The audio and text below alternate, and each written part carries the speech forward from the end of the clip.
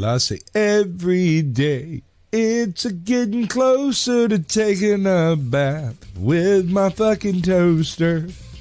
We're not qualified. Explorers in the further regions of experience.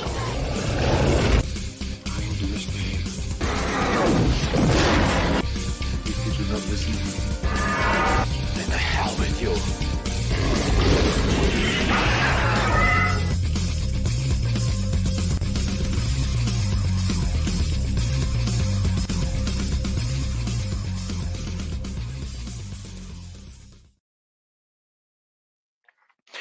Greetings, salutations, and welcome to the 110th episode of Screaming Into the Void, where we talk about whatever we feel like. And I know I sound exasperated there, but it's not about the topic so much as it is about all of the internet bullshit.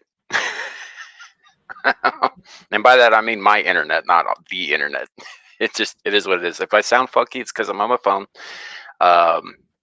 You know, gotta charge the battery and all that stuff, so it should be good for the show. But for whatever reason, I can't seem to make this shit work through my PC lately. So I actually ended up missing Beelzebub last night because of this, because I was out of power on the phone, and it was a whole thing. So I trust you guys had a good show, though. By the way, for those of you watching who don't know, this is Green-Haired Anti-Liberal. Hi.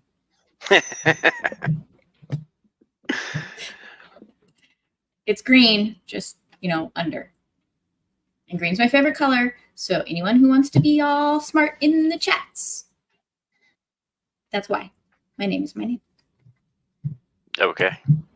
I wasn't going to bring that up. I figure everybody else pretty much did that already.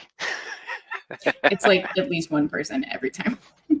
It's not that frustrating to me. I knew it was going to happen. I don't care, but I like to just throw it out there. So we should be live on all three platforms that it usually run on. I finally fixed, I think, that issue with Twitter that we've been having lately, where it was not starting to stream there. I ended up having to reconnect a bunch of delete the destination and re-upload it and reconnect it and all that stuff. But we should be live there. So, if you're watching on Twix or on Rumble or on YouTube, welcome in. Let's say hello to the chat as they come in here. We've got Dom H is first. Congratulations. It's a rare thing when somebody beats either Kohai or Larry. So yep. So Shadow, yeah, kinda today, but technical difficulties. Sort of like when your mom's vibrator runs out of batteries. Anywho, Shows violence. Got it. I you know what, kid. I don't really have a good reason for that. I thought I did. I don't. I'm sorry. It is what it is. Y'all also might have noticed, and we did this on the Abyssal Musings last night.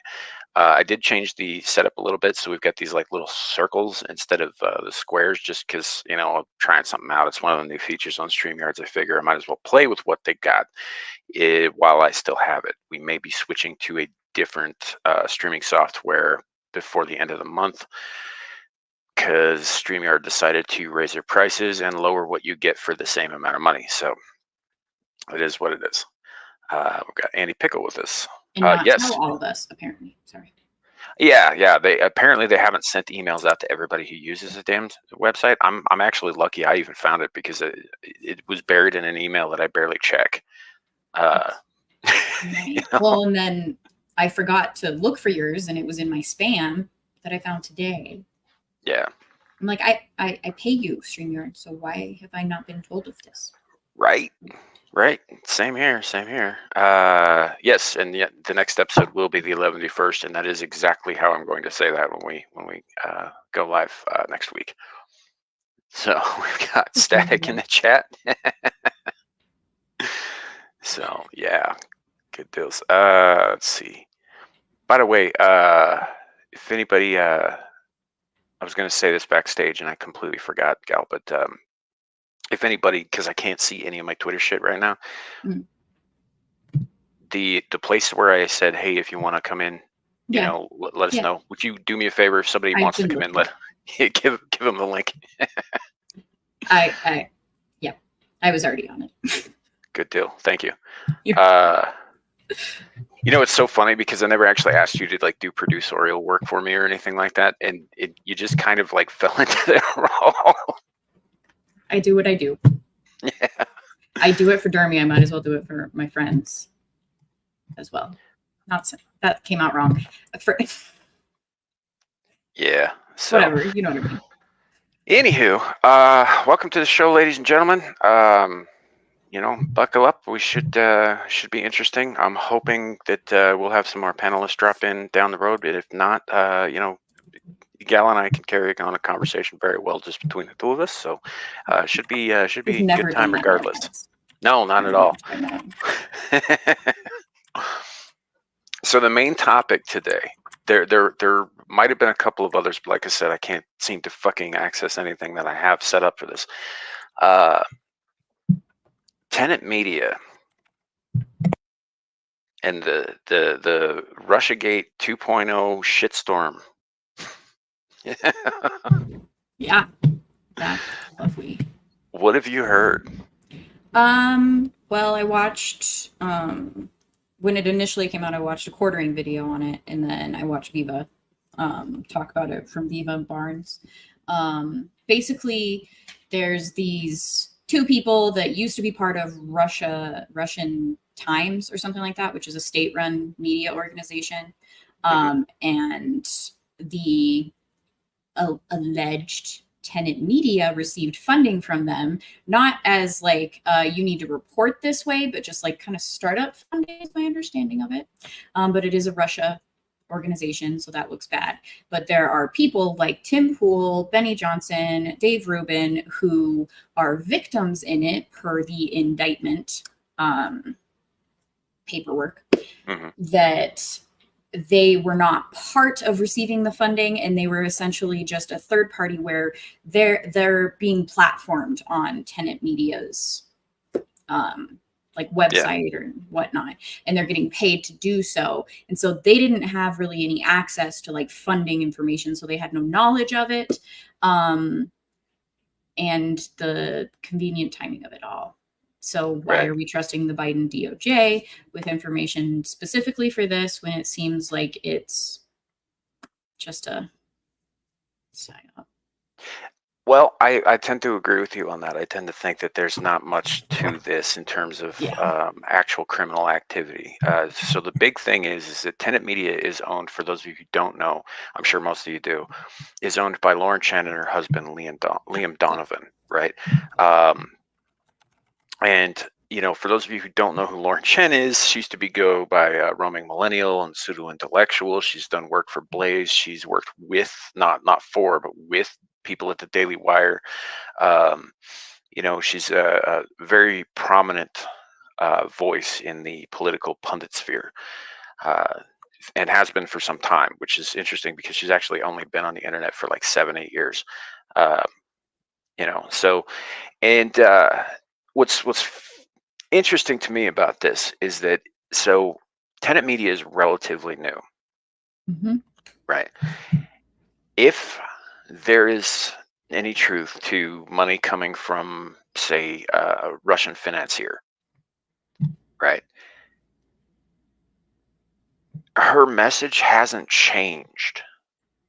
She's been saying these things already prior to accepting any money from any investors whatsoever, which to me says that this is a bit trumped up.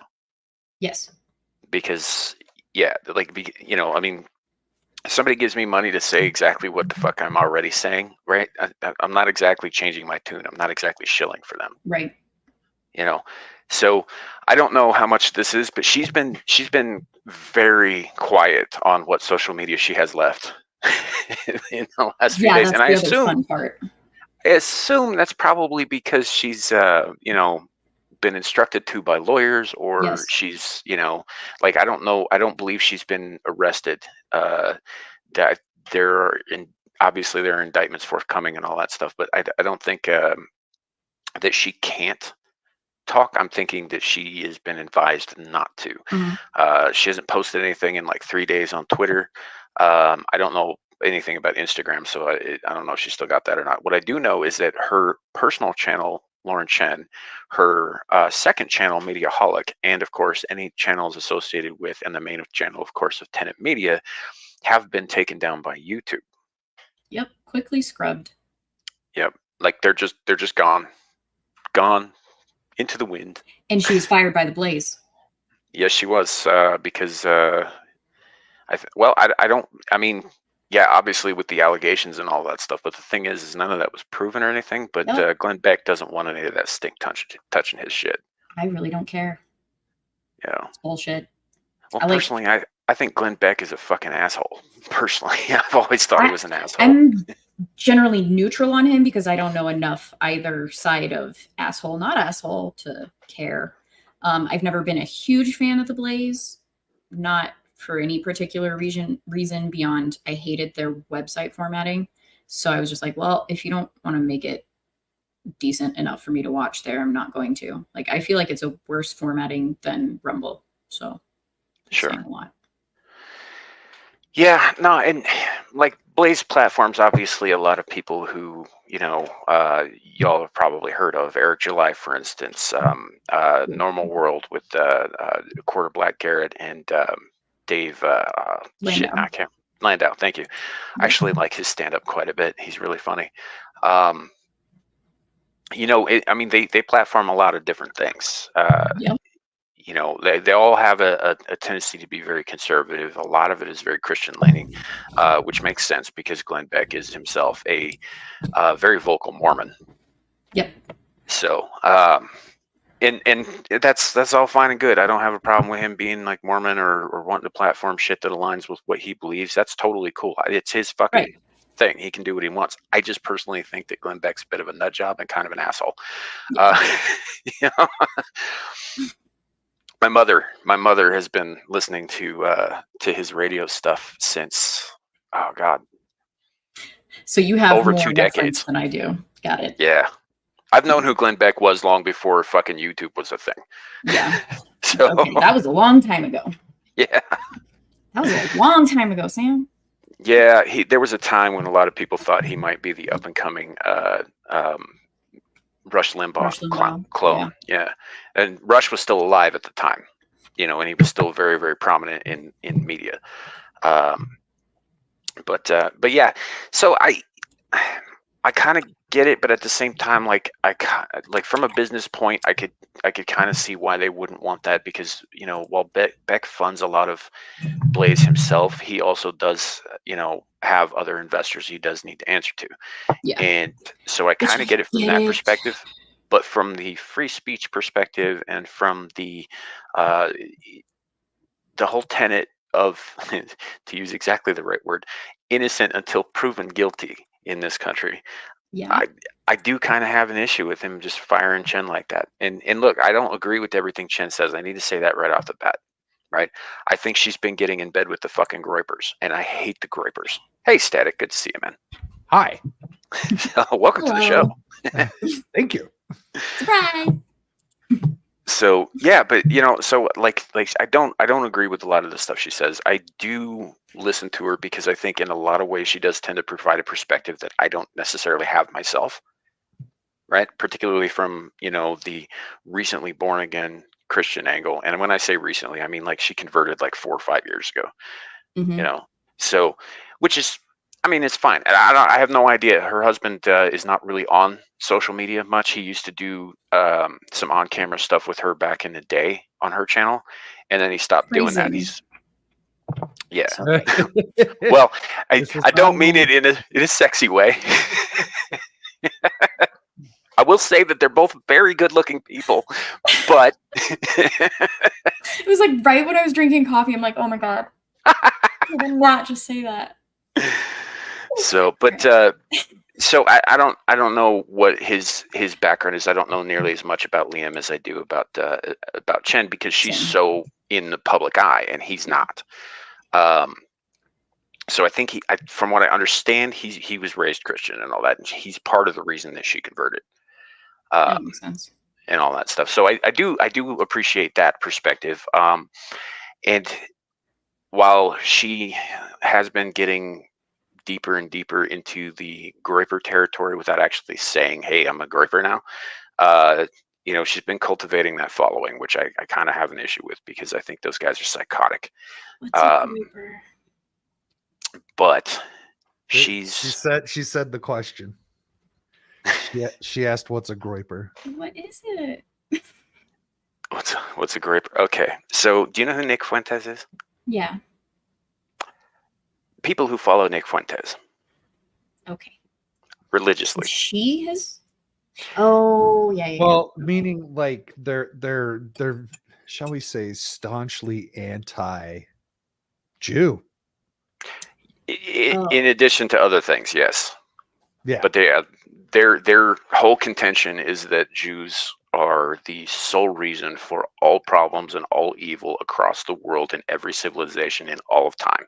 And And they're that we pretty, need- and unless I'm mistaken, they're pretty big on kind of like a theocratic Oh yeah. religious government system.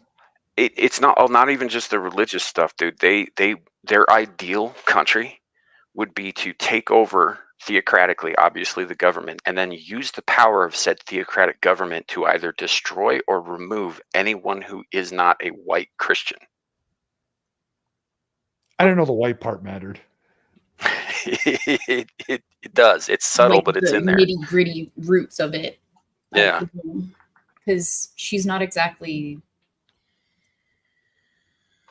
Well, here's what's another funny thing about this Chen stuff is like, so she's like spouting off Russian rhetoric or whatever, and she's kind of become anti-Trumpish. Yeah.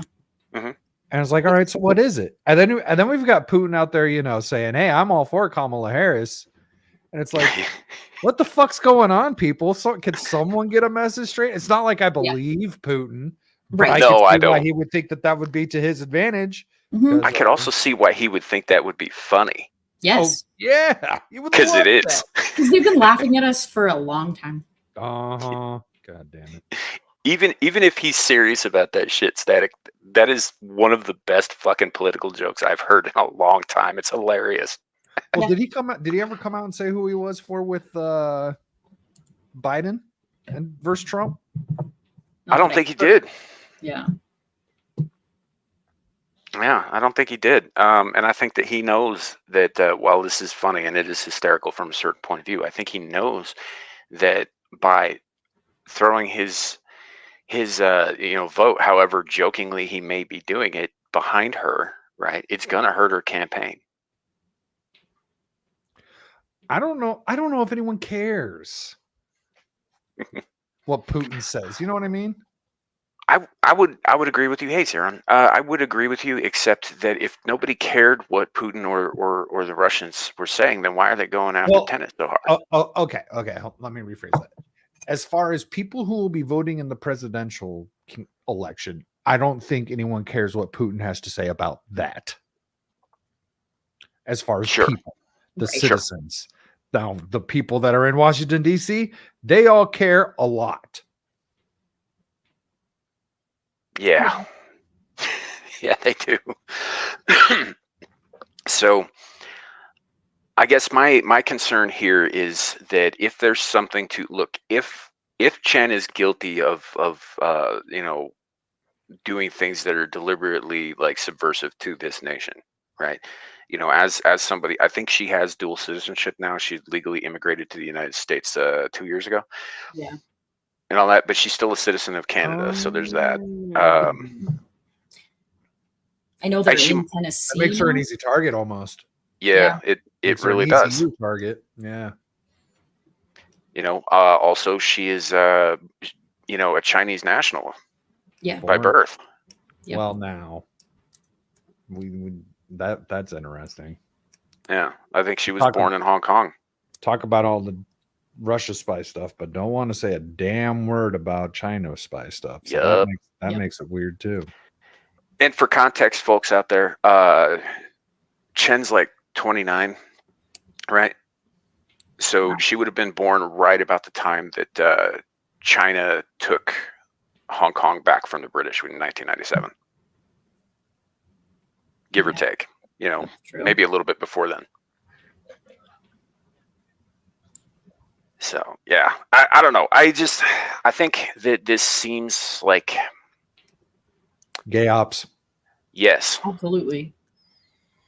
this seems like, look, if she's in fact guilty of a crime, she should be tried for it. I do agree there, but I'm not convinced that she is guilty of a crime or Same. that, you know, I haven't heard this.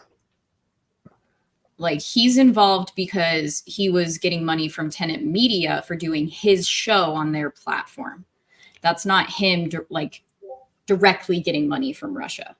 yeah, I don't think that that's necessarily as far as he said himself anyway. I just read this lengthy statement that he put out I think yesterday. Yeah. Where he's talking, he was just like, look, we didn't know anything about this. We haven't changed the format of our show. We don't even talk about politics most of the time. Yeah. You know, and the show existed before Tenet Media, and it will exist after Tenet Media, and all this stuff. And he's one of the few people who have been implicated by association who have actually been talking about this. Like, I don't think Dave Rubin said a fucking word. I haven't seen Benny Johnson do anything but continue doing what Benny Johnson does. Yep. You know, Lawrence Southern, I mean, it's kind of hard to tell where she stands moment to moment, actually. I don't know a lot about her. I was trying to do a Twitter account that does what Benny Johnson does. It's a lot of work to fucking steal things from everyone. Right? Look, I think his heart's in the right place, but you're dead on, Static. I have an account out there where I was just rewording tweets and stealing their media and putting it out there. And I did it for like 3 days. And I was like, fuck, man, I ain't got time to stay on Twitter like this. Like, Jesus. It's kind of amazing too, man. It's like, as much work as you have to put in to do something like that, it'd be like half the work to just fucking come up with your own shit. I mean, now remember, he has, I don't want to say minions, but people. Oh, yeah, fair enough. Yeah. So it's not him alone. Right. I hear that. Yeah. So, but and there are others. I don't know the names of everybody who was involved. Those were the big ones that got brought up, though, particularly because they are all very prominent in the politosphere in terms of punditry, and you know, everybody knows their names. I mean, Dave Rubin, especially. You could probably say the same thing about Tim Pool to a lesser extent, but Dave Rubin was a diehard fucking leftist until a few years ago. Uh-huh. Thank you, Larry Elder, but also not. Yeah.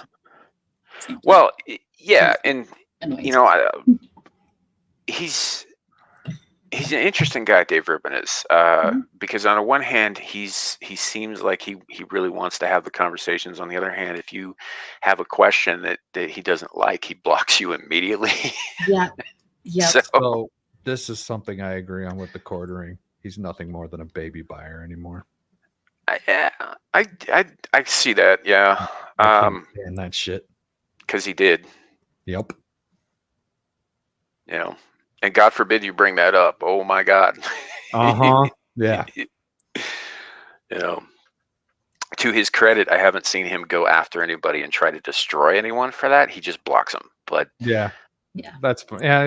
Yeah, fair enough. I understand the issues, but I don't have the same issues as people who do with it. Yeah. It just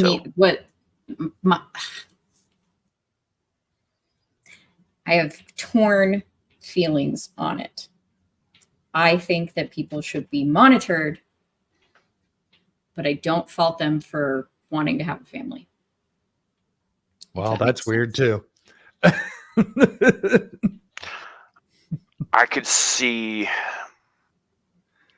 a surrogacy kind of thing. Like, you know, you like gay dude provides his sperm to a surrogate who's willing to incubate said child, and then that's what that sort of thing. Yeah, that's what they did. Yeah, they did. It wasn't. I could see that because, like, I mean, genetically, it'd be his kid then. It is. So it's actually both of theirs. So they had twins. How does? It's okay, so they made 2 babies, one with each of their DNAs. Yeah, they have because- twins. Yeah, It wasn't on Like- purpose. So they had 2 surrogates and they both took. It was a situation of like, we don't know which one will take. So we'll have 1 and 1. We'll try 1 and 1, but then they both took. So they had twins. Yeah. So So which one, but in this case, these children are their children. yes. See, where I get into it with the baby buying thing is when, a gay couple will just, like there's obviously adoption, and I think that that adoption is a good thing, but I think that adoption should also be going only to homes that provide a mother and a father. Oh, so you're That's- okay.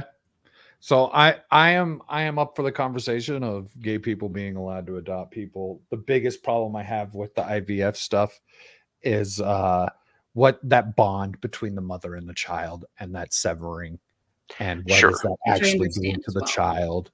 And yeah, Sure, but that's always been a problem with IVF, even before gay people got involved. I don't like it at all. It's not just Yeah. the gays. I So there's a conversation to be had about Okay. the straight couples, but like No, I can don't. respect that. So isn't IVF doesn't always separate? Like, isn't it also just treatment for infertility? Yes. Yes. okay. But like the surrogate shit, oh, I hate that. I hate that So 100%. there are people that do it for money. And Uh-huh, that's the I know. problem that it creates. And my ex-best friend was actually super fertile and wanted to do that because she did not spend her money well, and I was trying to help her out of that, and it ultimately failed because you can't force a horse to drink. But she had talked about being a surrogate for the money, and I was just like, I'm gonna pop in here with a really I bad know- joke. I know someone- You can force a waltz to drink horse. I God damn Sorry. it, Sam. I know someone who just likes being pregnant. And see, with my friend, it was more she was smoking, so she had to have like the lesser birth control, which didn't work. So then she'd get pregnant all the time, type of thing. And so she was just like, I might as well use that so she was wanting to look into it, and I was just like, that's gross. Whatever. Yeah. But see, Sam I'm with says, our shadow says it's surrogacy is handsmaid tale. I don't think that I'm that's also 100% accurate. There There's- is a volunteerism involved there, isn't there? yeah. Yeah. Like Handmaid's Tale was straight up rape. yeah, that's all I know about it, and I was like, I don't care to watch this. Yeah, it was straight up like women are sex slaves and men are, these domineering things who use religion to beat people down and control them, kind of shit. It was Yeah. that was a whole category of dispatched fucking or shit whatever. further. Yeah. That is, however, I think more in line with the ideals of the Groypers down the road. But Mm. yeah. Jesus. So with you what might not be wrong. I don't. So this is where it gets murky for me, because there needs to be in gay couples, there needs to be a woman in the life that would like serve as the motherly figure to them. And even with Dave Rubin, that plan they had in place was essentially grandmothers and I think siblings, like sisters or whatever, to be there constantly for the kids, so they would have both a mother and father figure type of thing. Yeah. So Except that's not how grandparents work. no, I know. And You it's see, not you see, that's retard level thinking. That's really basic. Like that, you could tell that's someone who's doesn't remember being a kid and has never really been involved with kids at all. So my counter to this is when my best friend and her kids were living here, she was always upstairs doing nothing. Those kids had my brother and me as essentially their surrogate parents. Yeah, that I know that happens too. And so I may not be their mother. Fucking, I miss them like I was. They're not here anymore. And like, so prime example. I mean, it's not really like motherly type of stuff, but it kind of is, whatever. The youngest could not read when they moved in 2021. They stayed for 2 years. My brother and I worked and worked and worked with her. Within like 6 months, she was able to read and be on the same level to where they didn't want to hold her back anymore. And then a year ago, over a year ago, when they left, my friend was actually letting them go to like this summer schooling type thing where it was held at the library, the public library. She was always watching for the nefarious shit, just to set that aside. The librarian was just like, she needs to be in a higher grade. Her reading is crazy. She won't put books down. And my friend attests that to both my brother and I, because she was not good at being a mother. Her words, like she wasn't patient enough. And I was just, in my head, I'm like, you need to be, like, just force yourself to be patient. I'm not a patient freaking person. Are you kidding me? But with her, she needs to be able to understand it. And I had a connection with that because of my own childhood. Like I couldn't read when I was younger. And then I picked it up eventually, type of thing. And so like, it's possible. Like maybe these feelings that I have over it is because I have like a blended family. So okay. So I see where you're coming from. It is possible to have like a grandmother be kind of like a mother figure, but that grandma has to be willing to spend that much time. These kids were living with you. That's not grandma coming to visit or going to visit grandma. You know what I'm saying? Yeah. Like, so grandma would have to be there a lot in order to kind of adopt this motherly role. And let's be real. If we know grandmas don't want to be moms. Again. Yeah. They're like, my time's done. I've served it. I get to watch you be a mom now. Yeah. Which is really fucking fun. Yeah. But I'm going to be grandma, which is more fun. And this is why I said this is where it gets murky. Because, like, for me, at least, like, I don't want to just say, no, you can't have a family because you love differently than I. And by no means do I not think, like, grandmas can't step up and do it, because there's many, many examples of the grandma replacing mom. That's because they absolutely had to. Have to. Yep.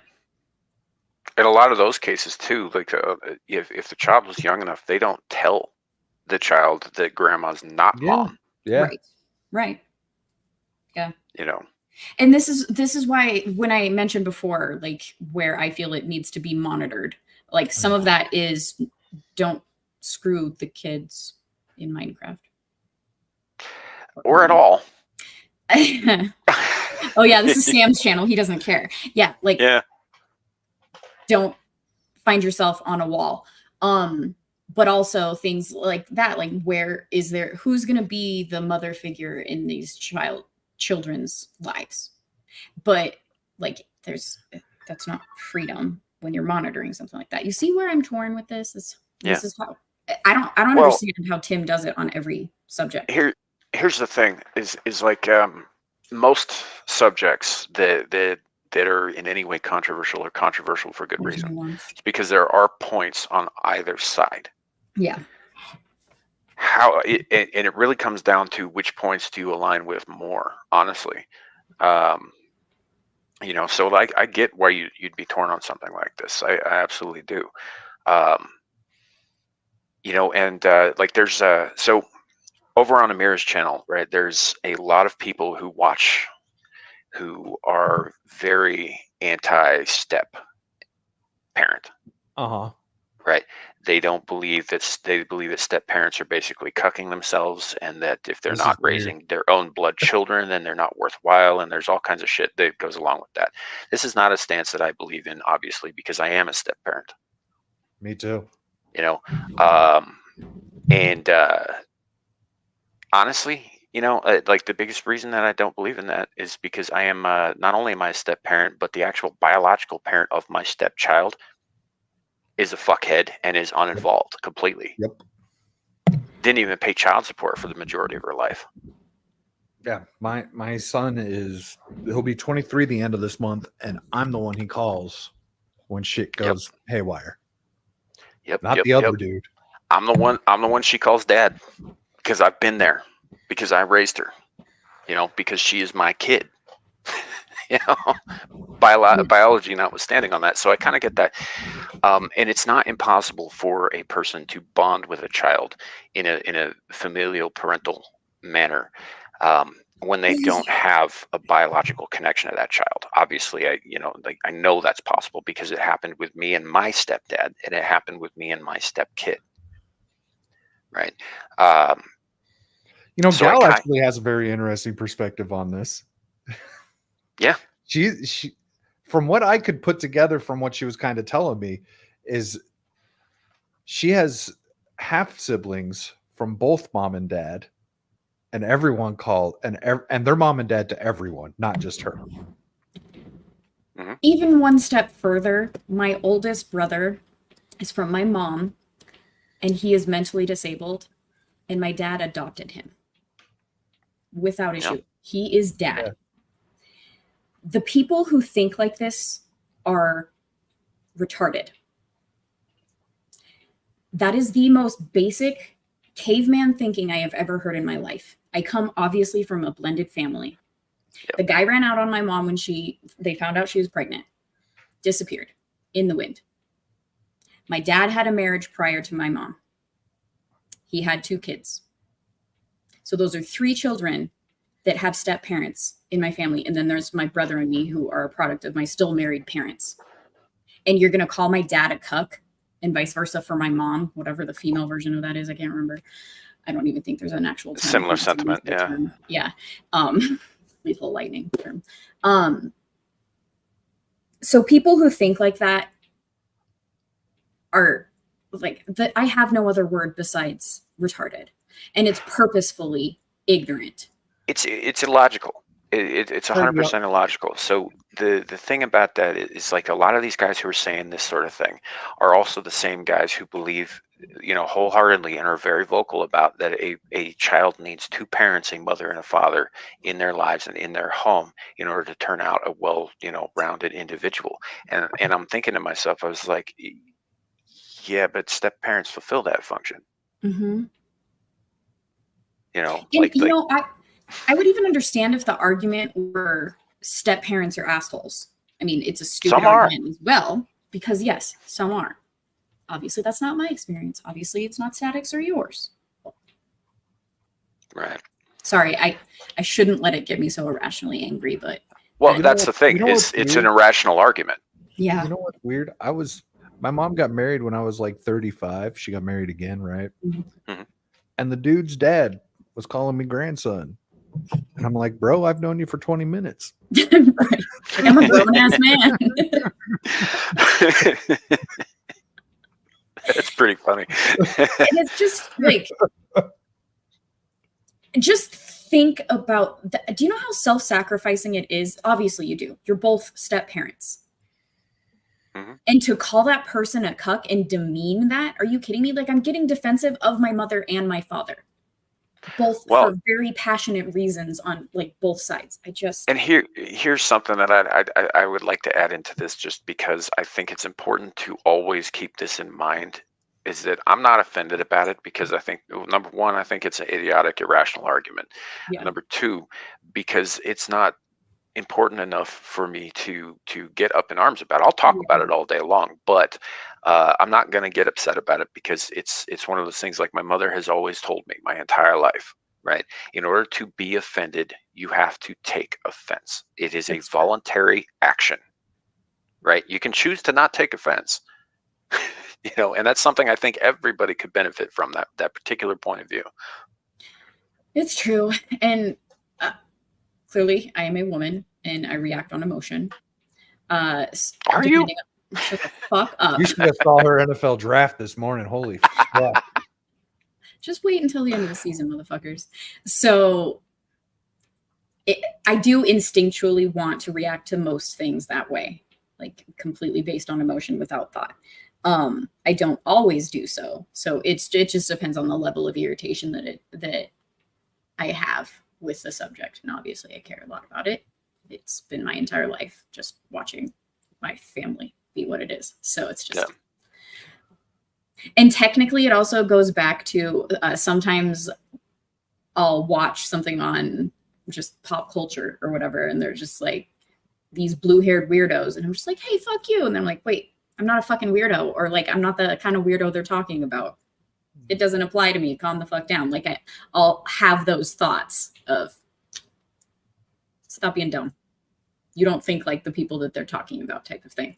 So it's kind of a similar thing where just Yeah. Well, and this is just it's part of that whole red pill manosphere thing. If you aren't building your own self up and building an empire for you to make babies with a woman who's going to stand by you and be submissive and all the usual shit. And I think there's some merit to some of the things that they're saying. I just think that the vitriol with which they spit the said things that they're saying is counterproductive to their entire thing.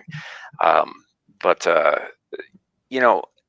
it's just, as far as I guess Ruben goes, I'm still a little weirded out by it, and that is because I don't think that gay homes are the best place to raise children, right? Yeah. I think that they tend to have skewed values in certain respects, and I think that being raised around skewed values will skew, how you view and interact with the world down the road. And who knows? I don't know. Maybe they raise a couple of really great straight guys, who go out and like do amazing things in the world. It is entirely possible. I'm not throwing the baby out with the bathwater here. It's happened. Yeah. So it could turn out fine, right? It could also turn out like those kids during the monkeypox epidemic. Yep. Wait. Oh. Different kind of results. I see what you're saying. Yeah. The one that we're trying to avoid. Because that's not after time. That's like right now. Yep. Yeah. So, and I want to be clear about this. I am not accusing Dave Rubin or his partner in any way of this kind of thing. I am just saying statistically that tends to happen in gay households. Yeah. Like they had an entire plan. Like I was still watching Rubin at the time. Like I actually went to one of his like comedy shows out here in Denver. And so like I know a lot just from that, because he would talk about it on his show, like all of the plans that they have for the kids and raising them with a mother figure in their lives, like women in their lives constantly. Like they had a plan set out for it because people were asking those questions who feel very similarly to Static, for example. And so it is good to have that plan. Obviously plans can fall through. I hope that is not the case. Hi. Welcome, Sasquatch. Hello. To the show. I rushed home because I have an opinion on this. All right. Let's hear it. Like she said, she comes from a blended family. I do not, but I made a blended family. I do not have children with my wife. I have children with another woman, one child, and we adopted all of them. Not legally, but the whole 9 yards. We paid doctors' bills, anything, everything that goes with being a family. We do all of that stuff together. The upside to that type of environment, we are married. We've been married, plan to be married. Her mother has married 6 men in the past 15 years, on her 7th, and they've been together longer than any other relationship she's ever had. I had someone come at me one day and he asked me, he said, he didn't know the situation I was in. And he come at me, he's like, yeah, man, I had some dude who's adopted a bunch of somebody else's kids over there raising them. I said, that's a good job. And he's like, doesn't it seem like weakness? Like, isn't that for the weak? I said, charity, mercy. Yes. Charity and mercy are for the weak. Mm-hmm. He said, no, man. I mean, I said, I know what you mean, but you're wrong. Charity and mercy is what the strong give the weak. It's a sacrifice by the strong. You do this to improve the environment, to improve the situation, and just to improve everything overall. If you have it, you give it. Love costs nothing. Nothing at all. You might get a little egg on your face. You might get a little embarrassed about something, but beyond that, if it costs money, that's not love. Yeah. I think the other side of the red pill argument, though, is if there's a single mom out there, she's just nothing more than a hoe, and they think you're just taking in a hoe or some shit. And like, Yeah, even if she's not like, actively, sexually exploiting every man she comes across, right? If she's a Yeah. single mother from either a failed relationship, the only exception that I've ever heard any of them make to that is a widow. Sure. And Yeah, she's you know, that too. And even then, they still view her as damaged and of less worth than a virgin. Sounds like some shit straight out of like the 1800s. It's earlier yeah, than it that. is. Talking about a book that was written by goat herds 4,000 years ago. So like, Yeah, people who knew a lot about animal husbandry. That's all I'm saying. yeah, a whole lot about husband animal. So yeah, so that's kind of, so I fall somewhere between that and the whole, like, I don't know, just wherever, but so I guess getting back to the I guess the initial topic, the tenant media stuff, like we kind of got off on this like tangent about Yeah, IVF I have no and idea such, what you're talking about. which is what we do here. If you're new to the show, this is how we roll. We do sometimes have topics, and I do sometimes make a very half-hearted effort to stick to them. Well, but it's a good distraction, like a Sure. good topic distraction. Sure, but Dave Rubin is, of course, in the news because he's one of the ones who is named in the implications regarding tenant media.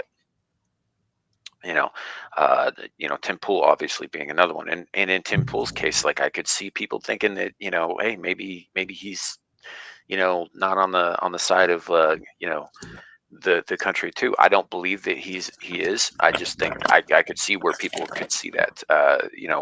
The constant shouting out of the phrase civil war for the last 5 fucking years straight. Well, and Right. actually, with the exception of Benny, all of them. So we talked about Lauren, how, she's Canadian. She was born in Hong Kong. But also Tim used to be a leftist, like a raging leftist. Tim's one of the founding members of fucking Vox Media. Yep. Also, he was all up on that whole Occupy Wall Street. Yes. BS. That's where he got famous at. Yeah. Yep. Everything. They wanted everything socialized, though. Right. And Dave Rubin also, like we mentioned before, used to be a raging leftist. So the people that are all implicated in this, it's also a nice little convenience that they used to be leftist or they have some sort of background behind them, with the exception of Benny. But I don't know if Benny used to, like, he's very religious. He seems very conservative from everything that I know of him, but I don't know everything about him.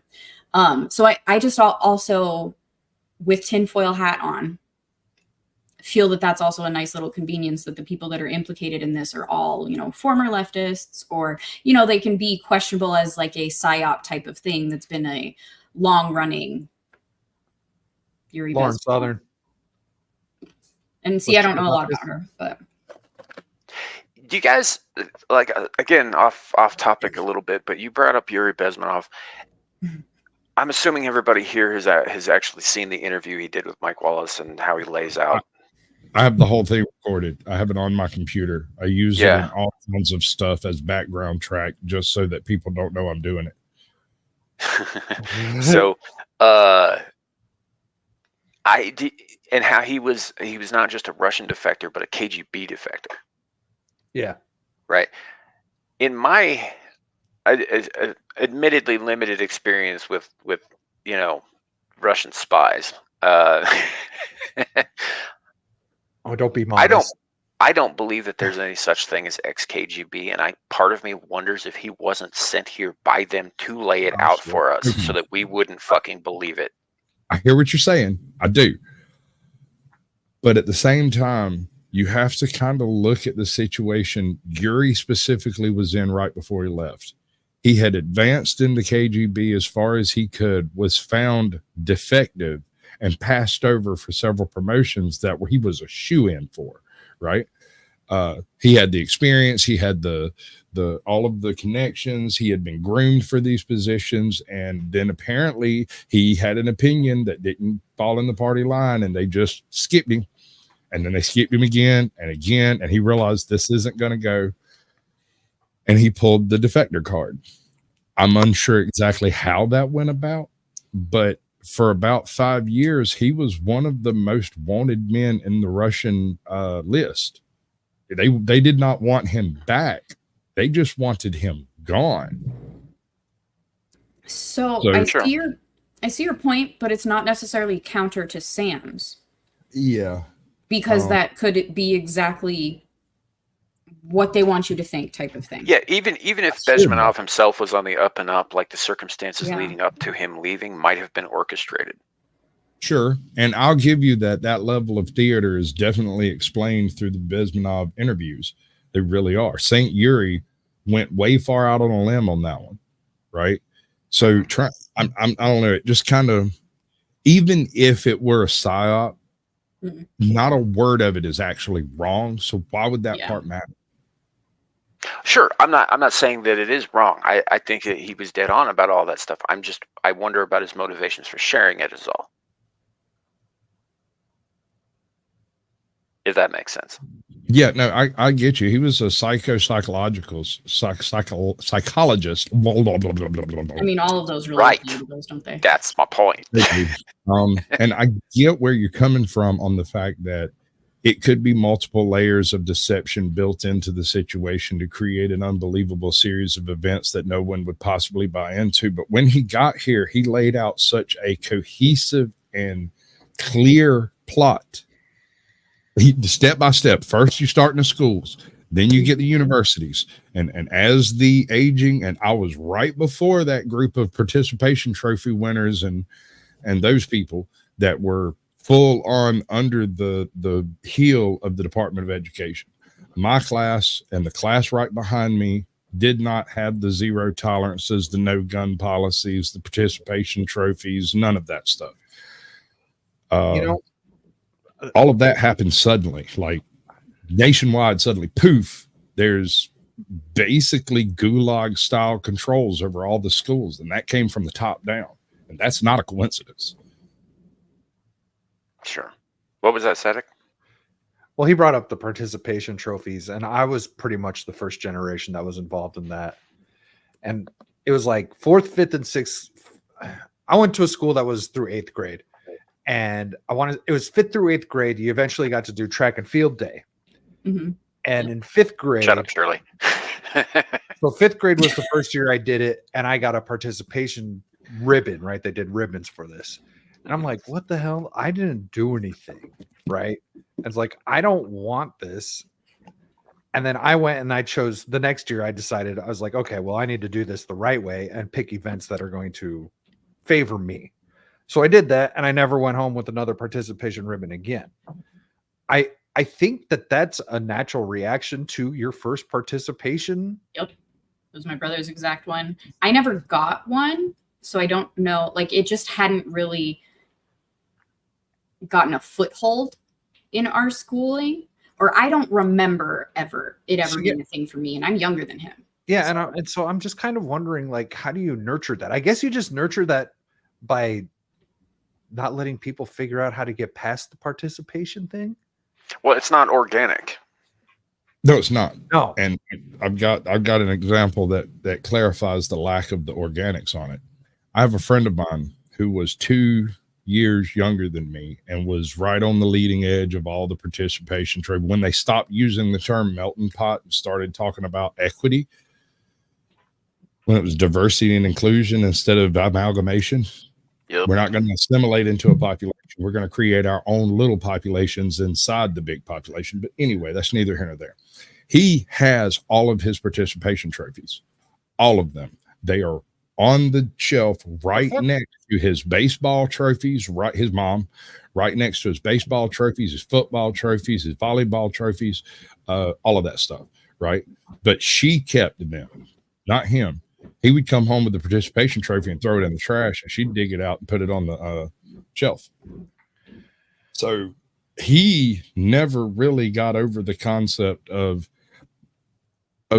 being rewarded just for participation. You know, the implication of that is, right? You can just not participate. Right. That's a choice. That's a choice you make. You made the choice to participate. That's not school. That's not how that works. You're there to do the things you're told to do, not to choose whether you're going to or not, and certainly not to poop in a cat box. I don't know about.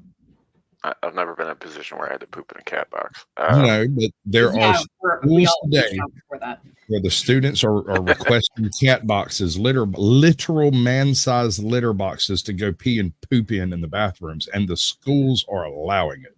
Yep. That's like within the last 5 years, Couple of 5 years, to yeah. 10. Yeah. It goes along with the furries and the Therians and those highly I identify as a cat. dysfunctional people. Yeah. You said furries and the who? The Therians? Therians a specific type of furry that is a wolf or dog or werewolf type critter thing. Oh, Yeah, wow, the they're camera's super zoomed essentially in on this. theropods. Yeah. So I turned my camera on specifically because I want to point out the fact that we have to separate the difference between a furry, and a Therian or whatever means we've lost the fucking plot. Yes. This is fucking retarded. Well, you asked about the difference. I simply mentioned both of them. Well, because I never heard it. Purposely. I had never heard it either, but I don't hang out with furries that I know of, so. Really quick, Sam. I know you can't see it. Dom found your Rumble and donated $10 Holy shit! Thank you, Dom. with a Rumble rant. He says, "Hey, what's up, guys? Found your Rumble channel." So I figured you'd want to know. Awesome. Yeah, no, appreciate that, Dom. Very much. We're on Rumble. I usually do keep the link in the description on the YouTube channel because eventually I feel like we're going to have to move to other platforms entirely and abandon YouTube, which I mean, it is what it is. It's not great, but it's not so yeah, no, do appreciate that. Anything any subscription over there helps. Yeah. And also thank you very much for the 10. Yeah. How much would it cost to just buy YouTube outright? Billions. It's like you'd be buying it from Alphabet. Yeah, and actually the problem with buying YouTube is that it's backed by the Google's AdSense, which is not YouTube. Yeah. So therefore YouTube isn't worth fucking dick. Mm-hmm. YouTube actually loses money. Yeah. Yes. But it is also the main thoroughfare through which the mainstream media utilizes video programming to program you. Mm-hmm. If YouTube were to become non-functional for the state, for their purposes, it would be very much like what happened initially when Elon Musk took over Twitter. But now they kind of calmed down a little bit since they managed to get all their agents back in there. Yeah. You believe this? I don't believe anything anymore, man. Right. I need proof before I start belief. That's one of the reasons that I'm not all in on this, Lauren Chen and everybody attending to fucking traitor thing, because I don't believe that's this all smacks of look at the fucking timing for one thing. Right? If they had this information, I would assume, they would have come up with information like this, I think probably 4 years ago during the last time it was Russia. Exactly. Because all these guys were still fucking on the air then. I'm just saying. And if they want to control the media, if they want to control information and how it's disseminated, right? The first thing you do is you disrupt the communications of your opponents. That's the very first fucking thing you do, right? So if they were going to, I doubt very much, obviously Tenet is a little bit newer than that, but none of the people involved in Tenet are new to what they're doing. Right. There are 100 ways to frame somebody for taking fucking money from foreign interests, right? And yet, and I'm going to say this, and yet nobody does a goddamn thing about AIPAC, but whatever. Well, I mean, what I'm saying here is there's 10 million different ways to put foreign money into a company without the company realizing it's happening. Mm-hmm. And the next thing you know, you're on the hook for what is it? Treason. It's high treason for me or whatever. From what I understand, from what people were told, I don't know how much everybody at the top knew about this or whatever, but from what I understand, they were getting backing from somebody who was who had said that they were a French financier, right? Oh yeah, that was in there too. Yep. The rumor is that this French financier was not in fact French, or was in fact just a go-between for the Russians. That's what they're kind of saying, and that. But I mean, if somebody lies to you about who they are, right? I mean, obviously you want to do your due diligence. You want to like check into shit before you accept fucking money from anybody these days. Obviously, Mhm. and Okay, but here's the shitty thing about that is we'll take Tim Pool for example. He's known Lauren Chen for years. Mhm. Tenet's only like a year and a half old, maybe. Right. So why would he have any reason to doubt Lauren Chen being on the up and up? Well, let's be Yeah. honest. How familiar are y'all with Lauren Chen's early work? Less so her early work. I started following her about 4.5 years ago. So about, fuck, it's been a minute, 6 years ago, maybe 5. There was this big cluster that took place when she left from, I think it was Australia. And I'm not talking about Sydney Watson. I'm talking about Lauren Chen. Right. She was on some traveling on some airplane. She left a place, and when she landed, somehow she ended up on a watch list of some sort. Suddenly, she's pulled out of the freaking lineup. She's given the I thought that was full- Lauren Southern.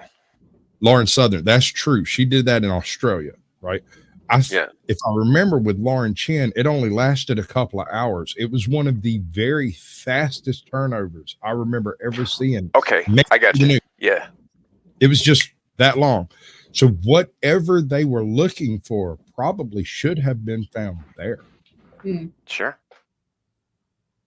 I'd agree with that. And I got the two confused because the same thing happened to Lauren Southern, and she's still banned from Australia to this day. Oh yeah, I got you, Calventino. Hold on, I'm gonna do it. We're doing it. Sam, you're doing it. What are we doing? You're gonna do it. It's okay. You'll be all right. If you're bringing up a thing, Gal's gonna have to bring it up because I'm on my phone. Okay, I haven't left yet. I'll bring it up if needed. as needed. Nerg. So, but yeah, I don't know. They should have found stuff on her before. I mean, like if they were going to, I just think the timing is really, really suspicious. For many reasons. Well, I had a crazy conspiracy theory. Oh yeah, so they demonetized that Taylor guy's YouTube demonetized that Taylor guy's channel, right? Is he the dude with the beard and all the tattoos? Yeah, he was Okay. he was an employee, and YouTube demonetized him. So my conspiracy theory is this: the October surprise, Yeah. where they take down Tim Pool and they take down Benny Johnson. Benny and Dave Rubin. Isn't this just another effort to conventionalize the mainstream narrative by taking out the corners that stick out too far? Maybe. It's like I was saying earlier, like with the, there were some fake indictments going around that, yes, I initially, got suckered in by, involving the CEOs of Rumble and Yap. Yeah, Whatever the Gab, fuck it's called. Gab. Fucking Andrew. Yeah. Yeah. Yeah. So those that were going around talking about that, and obviously that was quickly disproven that they weren't, in fact, legitimate documents from Homeland Security and DOJ and all that shit. I had the benefit of being on a show with Bradley at that time, Duke Devil. Yeah. And he saw that and he's like, "This looks like horse shit." He's like, "Nah." So Right. I looked into it and But- found another tweet. But damage done, man. There are totally. enough people out there who are going to take shit like at first glance, like I did this time, and I'll admit to that. They're going to see that at first glance, and they're going to immediately be like, "Oh my God, what the fuck? What happened? What are these guys guilty of? Are they guilty of anything?" And it's going to plant that fucking seed in their brain. And what that does is that sows a bit of discontent and a distrust in any any media outlet that falls on a certain side, because this happened to be released around the same time that the indictment against Tenet came around. Yeah. So it was the same day. Yeah, and when they do that, and they make you, the average person's going to see this shit, and they're going to be like, well, now I can't trust anything on that side of the aisle. So what's left? They're going to go and start listening to the other side of the aisle, who are the Well- ones who planted the fucking seeds in the first place. I guess that's the case for like your next door neighbor that's never on YouTube, right? Your Mhm. next door neighbor that only watches YouTube channels to see how to fucking fix their washer or dryer, right? Yeah, the only useful application of YouTube, yeah. Yeah, which they're trying to even get rid of that. But Should I be bringing up this video? Sorry. so It's that's a okay. 6-second clip of a specific quote from Ice Cube, and it matters. Oh, interesting that unless you are Cavatino cavalryman as well. That's why he's bringing it up. Yes. I guess. I don't know. Damn. And trade to dealers. Find a supply. That's what you got to do with this madness. You know, you get in on the bottom levels, you come in on the middle levels, but they're doing it to us too at the same time. The difference is the great change that Kamala Harris is going to bring is exactly the same change that we're currently under. I know. Also, one more point. If you can't define what a woman is, how can you run on the platform of being a woman? Thank you. Could Trump pull off something like that in the debate? If he goes transgender, man, I will lose my freaking monkeys. It'd be the most. If he just filled it all out as if he was a woman and kept exactly the same campaign, I wonder what would happen. If he was able to up, we lost Sam. Damn it. Yeah, no. But if he was like, if he was just to have like one free question to Kamala Harris, and he was just like, "What is a woman?"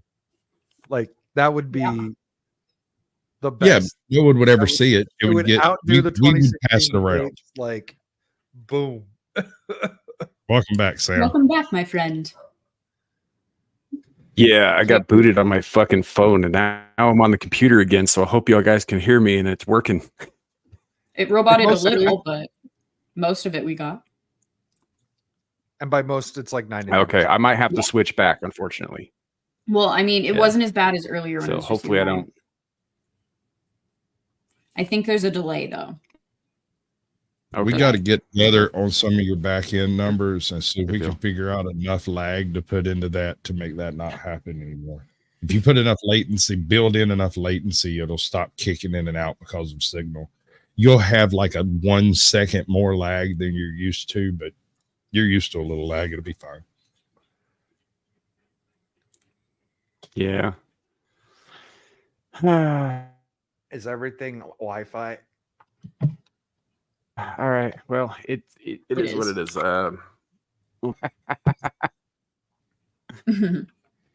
Oh yeah, This is sort of working. So if I go in and out, apologize to panelists and chat because issues. I have issues. You'll never It's very forgive you. difficult to Why stream would you from do this to the me, depths Sam? of another dimension. I came here specifically to talk to you. You just keep leaving me. I've got 3 kids and you haven't sent me a dime. They're not your kids, but I would like the money. I know. Well, yes. What the fuck? Yes. Send me money.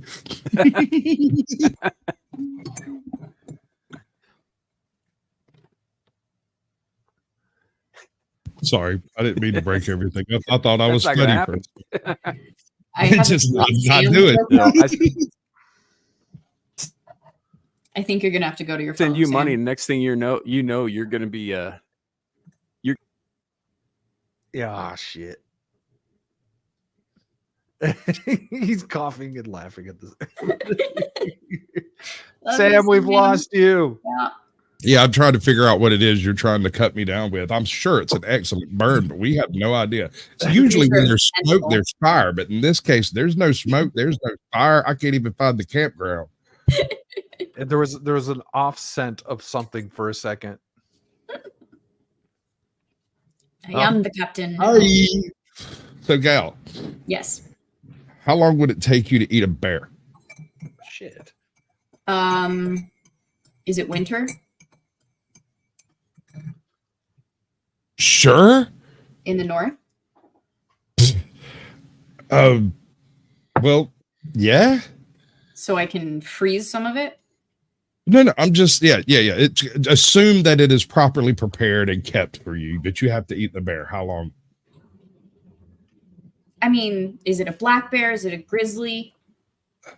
See, Bear. it is a Polynesian sun bear. A spectacled bear from the island of Guatemala. Like, what do you want? A size thing. So, like, black bears are way Teddy bear. smaller than grizzly. I'm just saying, like, You meaning in one sitting? I'm- Like, can I actually say, no, like, it doesn't have to be one sitting. I said it would be prepared and preserved. So obviously, you have to eat a bear between now and the time you finish it.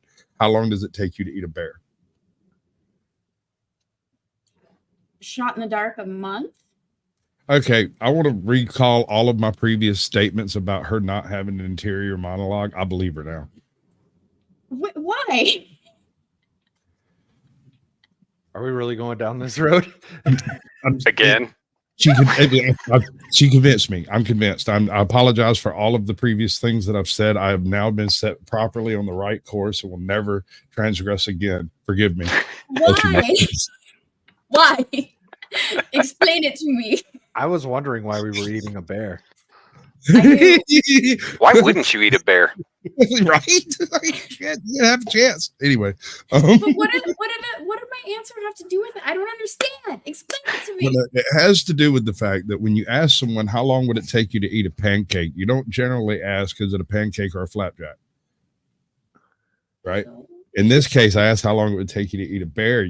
You didn't just want to know what kind of bear. You wanted to know where, at what time, how's it prepared, how are we keeping it, your brain. No, the point is your brain did not build a scenario in which you could eat a bear. Your brain asked a bunch of questions so as to get all of the parts of the scenario in order to apply legitimate logical answer, because you got no inner monologue, darling. I believe you. I'm laughing so hard because I had a similar conversation with Static yesterday. He asked me where I sit at a restaurant, and I answered with questions because I needed That's more the other one. information. See, I got an answer to that question right off it's with my back to the fucking wall. Back to the wall as far from the door as I possible. even put that out there. I was just like, if you're trying to, so I had questions, and then I was just like, but if you're trying to, What get the kind of answer it? What like, kind of wait, restaurant? What am I ordering? Who is my dinner well, companion? Is it a four What top? time Like, is it? what type of table was ready? Is it a 2-top or is it a 4+ top? Is it a booth? I got a booth for you. Listen, I believe you. Who am I with? How many people am I with? If That it's was with the my first brother, question. It's he's like, well, I mean, what's the situation? See, it's like so. I was recently rewatching season 5 of Angel, right? And there's one episode where Angel and Spike it begins and they're just having this knockdown, drag out argument, right?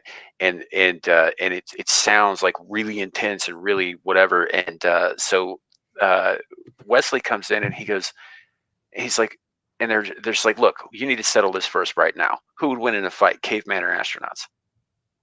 Right, which is a totally guy thing to do, by the way, to get really invested in a bullshit conversation like that. But Hold on, stop. Caveman or astronauts? Bare knuckle fist fight? Hold up. I'm not done with the story. So he says, this is what you guys have been fighting about all morning? And they're like, yeah, and they seem kind of ashamed. And then the next question out of his mouth is, do the astronauts have weapons? It's a valid question. And both of them are like, no. So bare knuckle fist fights. We're talking some straight up Fight Club BS, right? Yeah, I mean, they never actually answer the question throughout the course of the show. It does keep coming up, but it's a bit of a running gag through. Now we're not going to answer the question. We're Where- not going to answer it. We don't know. Where are they fighting? I told you we don't. I don't have the answers. Astronauts in full getup. Just hold off on asking the questions, because there's no circumstance to build anymore. None of the questions were answered, so they cannot be answered. So okay. If we're gonna play this game, Gal, Yes. No, it's no game. This is her life, bro. I know you don't understand it, but it's fact. Superman or the Green Lantern? Who's gonna win in a fight? Okay, because I was just like, in a fight, do I like more? I don't have enough information because I'm not like a super comic. But enthusiast. Superman, obviously. It would depend on where the fight is, because not all suns are yellow. Like, are they on Krypton? Are they on Earth? Are they in space? We are assuming that Green Lantern comes to Earth, fucks around, and finds out. I just wanted to see what question she was going to ask. Exactly. It is a valid point, because here's the thing: if we're not in this solar system, there's a decent chance that Superman's just a random guy. Well, look. Here's the deal: the Green Lantern ring works on the power of Hal Jordan's will, right? So all Supes has to do is break his will. He doesn't have to physically beat him to do that. He could just tickle his balls a little bit. I mean, also, you kind of got to think that if the Green Lantern is aware of Superman, they have a lot of the same intrinsic values. So I don't really see him having a very strong will to beat Superman, because in his mind, Superman's been around for 70 years, dude. He still looks like he's 23. He was an icon when this guy was a kid. So I just don't see the will being there, bro. He don't want to beat Superman. He don't want to know that Superman can be beaten, and he damn sure doesn't want to find out by doing it himself. Look, if we're gonna go with like the whole like, you know, Superman versus any iteration of Superman is gonna beat Hal Jordan, hands down. Any one of them is going to, because there isn't a thing on Earth. The color green is not his weakness. It's a specific radioactive piece of his homeworld, right? So, and if you get really deep into the weeds here, it's as far as overwhelming willpower goes, Superboy Prime punched a hole in reality with his fist. That's true. You know? Wait, didn't he look through and see the Watchers or some shit? I remember that panel.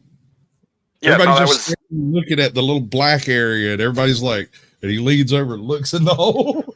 Yeah. Which is a very Superman kind of thing to do, right? Like, I wouldn't have done it. You couldn't have got my head nowhere near that hole. God knows what's coming out of it. This cosmic radiation. Sam might pop out of that thing. Dude, I ain't going near that hole. I get tentacleized. I can answer this one really easily without any questions.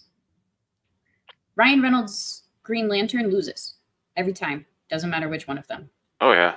Or if it's all of them. Okay, but if we go by the Neo theory, which implies that every single actor picks up abilities from all of the roles they've played, that wasn't part of that question. Ryan Reynolds is Deadpool, and Deadpool as the Green Lantern might win. But that wasn't part of that question.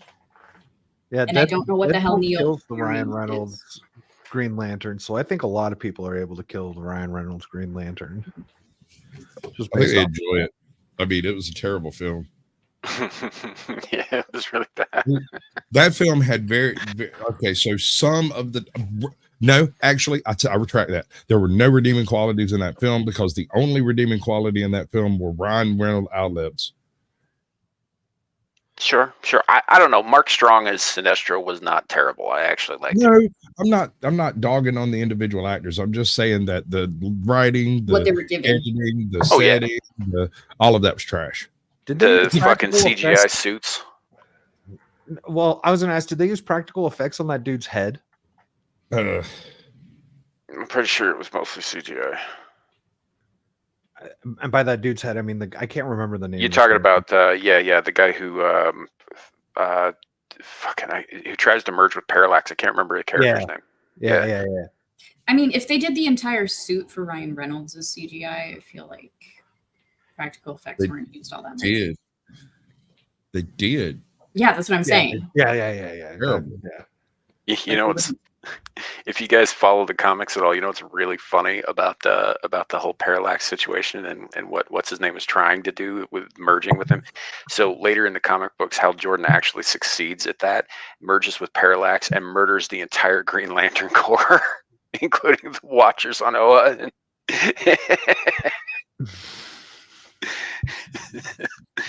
Like there's panels with him wearing like 15 rings on each hand that he's taken from dead lanterns. Am I the only one who thinks that shit's funny? Well, we weren't there. Fair enough. Fair enough. There's that, and you just really enjoy dark shit. I do. True. That's so very true. Dark women in dark rooms doing dark things. I love it. Hey man, look, I like my women like I like my coffee. Black ground up and in the freezer. I hate Yeah, that's me. I like my women like I like my coffee too. Hot, sweet, and creamy.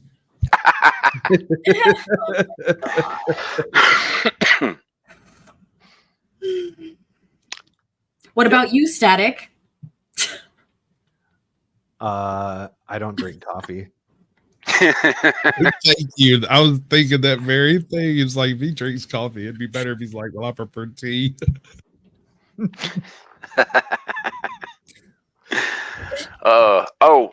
There was something else going back to the original topic. So Tenet also had some fairly strong ties with Charlie Kirk's network, Toilet Paper USA. I mean, Turning Point USA. Sorry. Is there anything that you like? There are things that I like. I've got a weird connection to Tenet Media. Look, they keep calling it TP USA. What am I supposed to say? That just reminded me of like you hate fun, that conversation in Wrong Think. Oh, right. Yeah. So Shadow accused me of hating fun, and I was just like, I don't hate fun. I just hate you having fun. I don't want to see it. I don't like being in the room with it. It smells funny, and you look weird when you're doing it. Right. I had an interesting interaction with some Tenet Media stuff that struck me as odd. Well, I've had an issue with Charlie Kirk for a while. I think that he's a step away from the Groyper angle himself. He's obviously very pro, Israel, and all of that, because that goes along with the whole Christian thing in a lot of ways. But aside from that, like he's got that same kind of, we should all be Christians, and if you're not, you should get the fuck out kind of attitude, which I do have a problem with. That said, I don't think that Charlie Kirk has acted in bad faith. I think that he has been very consistent about his views and has operated accordingly, to the best of my knowledge anyway. And so the reason that I bring them up is because TPUSA actually has a very extensive network of I guess influence, you would say, especially throughout certain parts of the southeast of the United States and whatnot.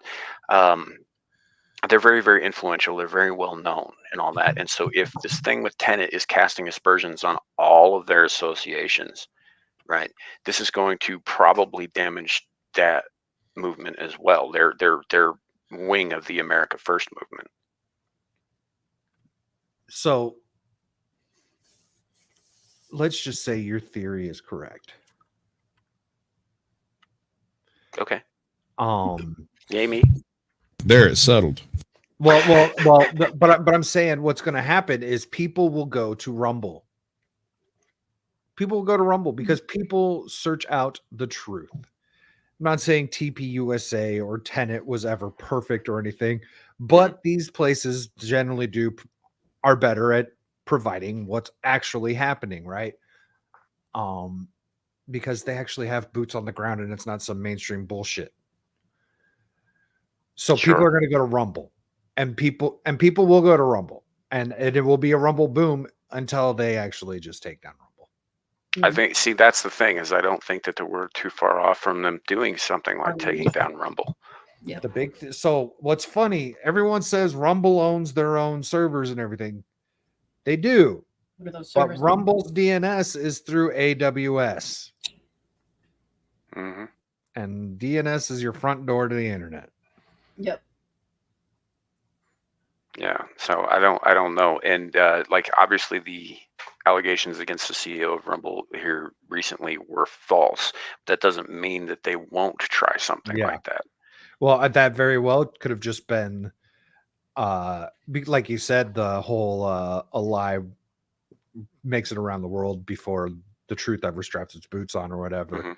Mhm. That I like, it would be interesting to find out where that fake indictment of Torba and Pavlovsky came from, because that could have just been the intention to put that little nugget The in seed people's out. brains Yeah. and just be like, oh yeah, I remember hearing something about that. Yep. Yeah.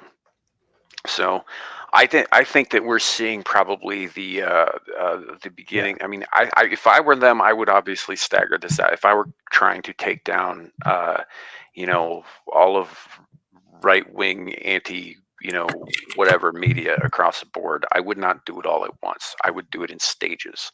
I would stagger it, and I think we might be seeing the beginnings of something like that. Might. I don't know, man. I don't know, dude. This is kind of like trying to go after a drug syndicate. Information is like dope.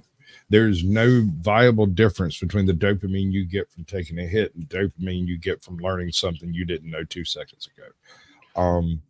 Due to that, if you try to trickle feed this type of stuff out, the people that are involved will know they are involved and will take steps to protect themselves. Will they? Be it disclosing. Unless it's far more corrupt than you or I think it is. Yes. No, see, and this is where, and I'm gonna reference World War II here. This is the thing about the Holocaust. Like, and I've said this before on this channel, so bear with me. But I don't believe that the Jews were the end point. I think they were the easiest point for them to start. Right. The goal of the Nazi regime was to create a single unified race of blonde-haired, blue-eyed, 6'4" Aryan motherfuckers. Right. In order to do that, you have to get rid of literally every other phenotype on Earth. But you start wiping people out en masse, people are going to have something to say about it, right? So what you do is you stagger it. You start with something everybody can fucking get on board with, and the next time will be easier, and the next time will be easier. I don't think the Nazis actually gave a fuck about the Jews at all. I think they were just using them to convince people to go along with this. Why? Why do you reckon they chose blonde-haired and blue-eyed? A whole pile of recessive Because we're the traits best. lead to I was racism. just thinking we're the best. Damn it, Static. But God. do you really think that many mustache man motherfucker over there thought that they were the best, or do you think it was just a means? We certainly wrote a lot about them being the best, which is funny because he wasn't one was of them. not. Yeah. Yes. Yeah. Right. It's weird.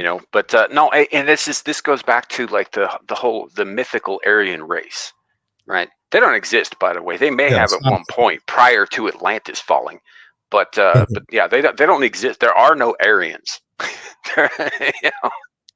They were supposed to be that 6'4" mark. Yeah, well, you also kind of fall short a little bit in the DNA area because they were to us what we are to fucking Homo neanderthalis. Was it Jakob? Didn't Jakob make all white people? Oh thought my that- god, I like just that. watched Count Dankula's video on that. Actually, I haven't finished it. Yeah, no, but so I think you're all off base, man. The superior race are the black people from Africa, not the black people from America. I'm sure the understand- Mud Hut people certainly say that. Yeah. Well, I mean, they are obviously. Well- I mean, Jacob created them in his own image, and therefore they are the first. And they Us invented pale electricity. and- cave dwellers over here had to learn fire and washing machines from them. Yeah. Not necessarily in that order. Too bad they didn't stay on the moon.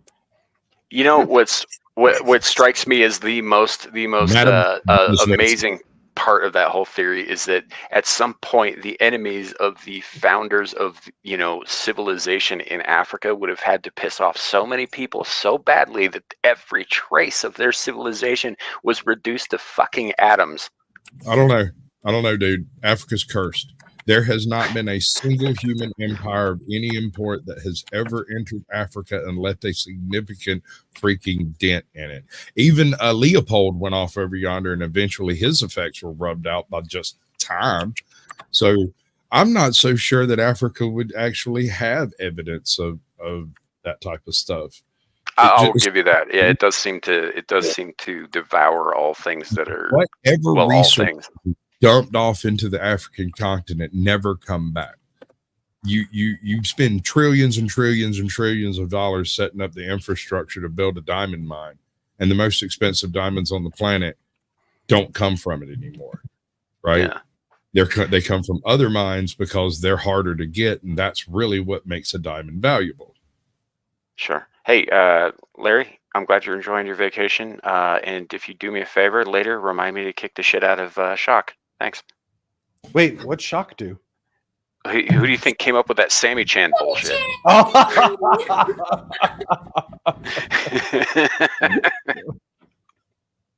He's been calling me that for a week, and it's fucking catching on.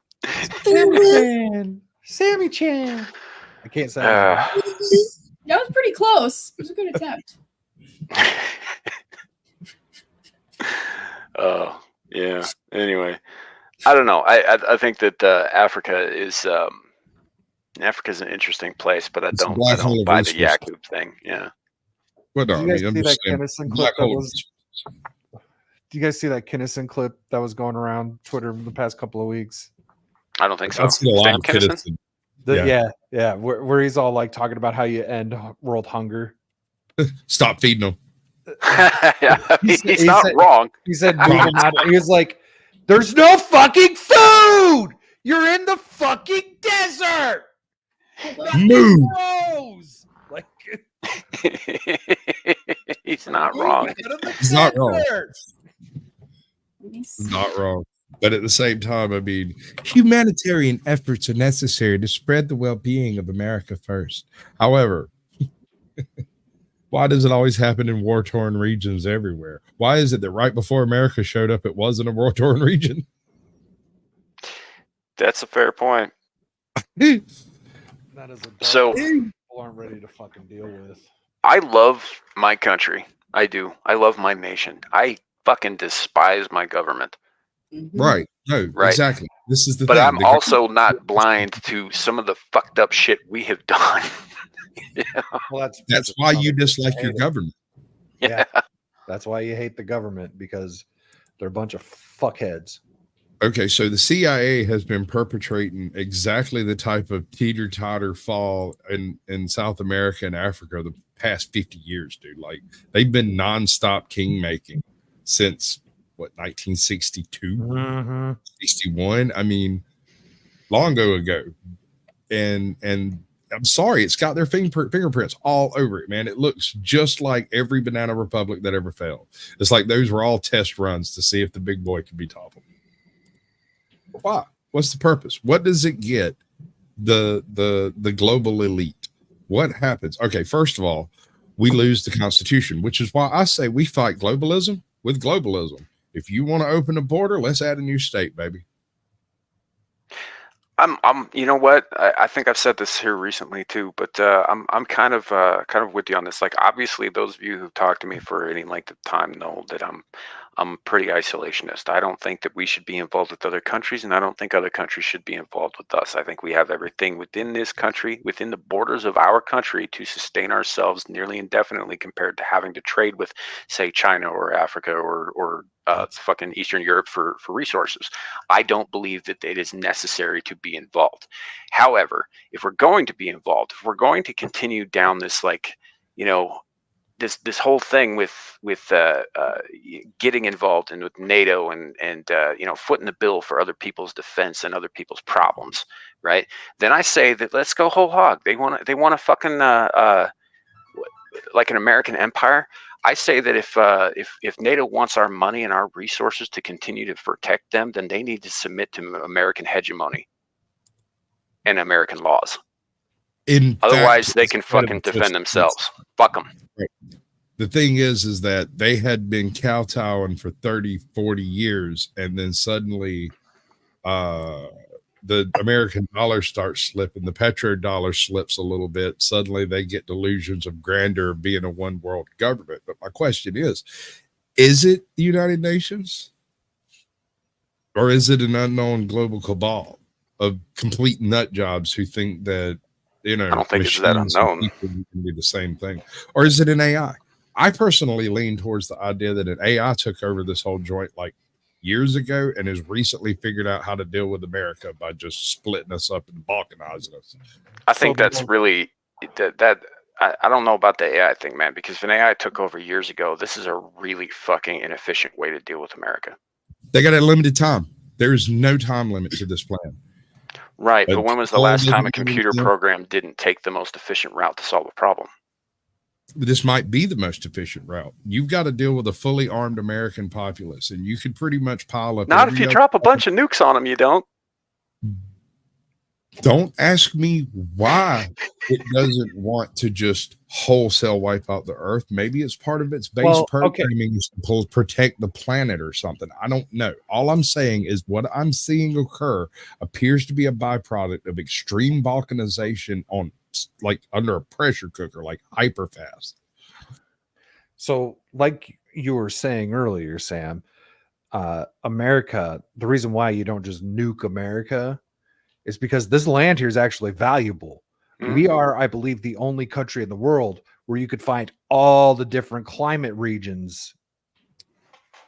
And resources that accompany that. Yes. Yep. Like, okay, maybe we don't technically have a rain jungle, but we got the swampy ass south.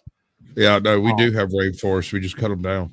If you left them Wonder alone, why they we would- rely so heavily on the us. southeast Appalachian corridor is actually a cloud forest like you'd find in South America, and was actually developed largely by the American chestnut because of how it functions. Sorry, I love American Oh, chestnut. no, you're fine. Oh, no, you're fine. It's cool. Like that just leads into more of what I was saying. Either you don't nuke America because you want America. Everyone wants this land. This is the best place on earth. Then I say we give it to them. We give it to them. We start off with one of the northern states of Mexico, and we just walk our National Guard south of Hey, 100 what do you mean miles one of away. them northern set up states? a new little fence, move the checkpoint to the next state, and everybody who's in this state has to panic for a little while, and then we hold auctions and we swap and trade land back and forth, and they're Americans now, and they'll be able to, their children will be able to vote in our elections, but they will not. They are a subjugated people. Their children are not. Their children are Americans. So I think you would end up having a lot of control over this situation really a lot faster, because it's basically the same thing the cartels are doing. They just move in with superior force and tell you your children will be all right as long as you do what we tell you to. We're telling you to live free. I don't Do have that, your nearly children will be enough ammo for this northern state of Mexico to become part of Mexico. What, who, America? Are you joking? Well, Texas could do it on a weekend with some I mean, beer. I am in Arizona. I am in Arizona, which is fairly northern Mexico. Sure. So, honestly, if they were going to peel off one state, I think the first one would be California. Maybe, I don't know. I don't know. It's Oh, no, starting we're- to do that itself. We're going the Yeah, other way, bro. Static. We're talking about the other direction. We're talking about Arizona and That's- Nevada that's and New the- Mexico all moving south and taking over Mexico itself, like Juarez, Chihuahua, down to Yucatan. Oh, Yeah, One and is we're not- gonna annex the fuckers. Yeah. You want open borders? Let's give them open borders. We'll give them a highway all the way Bring around them the world. in. Got it. Right. Right. Every single country that currently has a U.S. base in Puerto it, Rico, that them. base becomes a new state. That base gets to vote just like America does, and just like they currently do. And Except eventually, the Panama Canal comes back under U.S. control. No, I wish. Stupid. You know, because it's part of the U.S. now. Yeah. Because our Actually- borders extend to Bolivia. well, I mean, okay. because we just took Tierra del Fuego. Damn it. Seven of them. Andy Pickle calling my out. Move to where the food is. I know I live in the desert. See, this is why I plan on going to Eastern Texas. And actually, a lot of people don't know Arizona has a lot of forest land. It does. Yeah, no, Oh, everywhere like there's a that. hole in Arizona, there's forest and a lake. If you live in eastern Arizona, you can literally go and sell the land itself as overburden, and it will fill up with water eventually. Just got to give time. My mom used to live like 30 minutes outside of New Mexico. Pretty far, just about as east as you can go. And actually, I live in just about as east as you can go in the Phoenix area. I love it on the east side. Anyhow, so you're saying we're playing Risk now. Oh yeah. Oh There's yeah, no baby. risk here. It's, Well, it's, The it's- game risk. risk involves We're- living. I mean, the game Risk. I mean, we're I just know, taking, we're but just we're when just you taking play the land. game Risk, there are turns. Right. I don't plan on giving a whole lot of turns. Like we are in a position of being able to determine exactly the nature and Well, direction of every aspect of an aggressive mean, campaign in other countries, it was- and we never do it. It was just Monday that Biden came out and said we have no munitions. Right? You tell Detroit we need some tanks, we need some guns, we need some airplanes, and them Chevy factories will be back in gear in 100 days less. After that, there is not a nation on earth that can outproduce us. Mhm. Especially not the Russian. Look, I know everybody's afraid of the Russians and Russian hegemony, and this is kind of leaning into what I was saying about like the fucking EU and NATO. If they want our fucking money and our protection, great. Then they need to submit to our will. If not, good luck with the fucking Russians who are going to do the same thing, but they ain't going to ask. In those terms, like the only thing that Russia has ever mass produced successfully is its war machine. And even then, they're still behind us in terms of being Technology able and to, execution. Yeah. well, and quality. I think the only thing that I'd say that they have that's of better quality than things that we produced are certain tanks that they used during the war, which were impenetrable, indestructible machines of death. I'll give them that. But they can't build a decent copier machine. Or a car. Yeah. So... and I don't know, maybe things have changed over there. I don't know too much about what's going on in Russia in terms of like textiles and that kind of thing, because we're not hearing anything from out of there besides fucking propaganda one way or the other. So. Right. No, I don't trust anything that I hear about Russia. First of all, I've seen too many Russians dancing with bears and far too many Southerners dancing with bears. So I don't think they're that different. What kind of bears? Russian bears. You deserve that. Dancing bears? I don't know. One of these You days, I'm missed gonna it. have to... Sam, when you were having computer issues, he asked me how long it would take me to eat a bear. And I caught part of it. I caught most of that okay. conversation. I just couldn't speak during it. Hey, Clifton, you're absolutely right. The UN belongs to that global cabal. The UN are the front. They're like when you have like a pawn shop, but what you're really doing is fencing fucking stolen goods out the back, right? But what the public sees is that pawn shop is the front. That's what the UN is. Yeah, the UN's the face. Yeah. So what is this other axis of evil that's supposed to be popping up here in the next couple of months? The like Turkey and Russia. And BRICS? Brazil, Russia, India, China. Yeah, there's a half a dozen other countries that have appealed to be allowed to enter.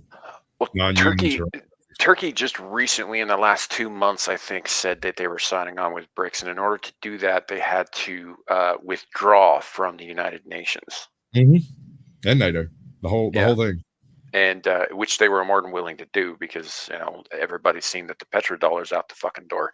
So like they've been trying to do this for decades. I think they're succeeding. They are, because America's fucktarded. Yeah. Yeah. Well, it's not America that's fucktarded. It's the actual governmental wings. The leaders executive. It's specifically the executive and congressional wings. The Supreme Court seems to be doing fine. Yeah. So Funny, I don't know. If you don't change something for 30 years, it seems to stay a little more conservative than something that you change every couple of years, which is odd because most congressional districts that are blue, once they elect a senator, that dude is in there till the end of time. But Republican districts often change up senators and representatives and stuff. So I don't know. That's because they keep hoping that these assholes will do their jobs and they throw them out when they aren't. Except for that McConnell fuck. Well, is he that's really a blue Republican, block though? red? That's a blue block red representative, though. That's a rhino, bro. All right. Yeah. So yeah, it's just I don't know. We're pretty fucked. These fuckers have their mitts in everything. I usually reference the WEF because a lot of this stuff is financed through there and is pushed through there. but there's those other groups. Obviously, there's certain Arab conglomerates. There's the Bilderberg group. There's a dozen other things. I mean, China, the CCP is running its own thing. As much as I think it's kind of hilarious that he's trying to rebuild the old Soviet Union, there's Putin. Everybody wants to rule the world.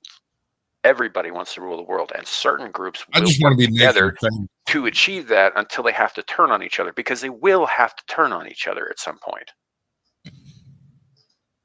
if they want to rule the world. Yeah. Left wing alliance I've seen that bothers me the most, the one that I don't understand.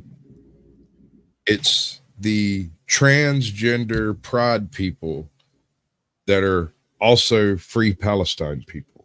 How does that cognitive dissonance not land? Because it's not really about those either of those things. It's about fucking information control. It's about putting shit out there that confuses people. It's not neither one of those like the trans allies of Palestine. That's not like a real movement. That's not organic at all. AstroTurf. It's the same reason why we need to know the difference between a furry and a Therian.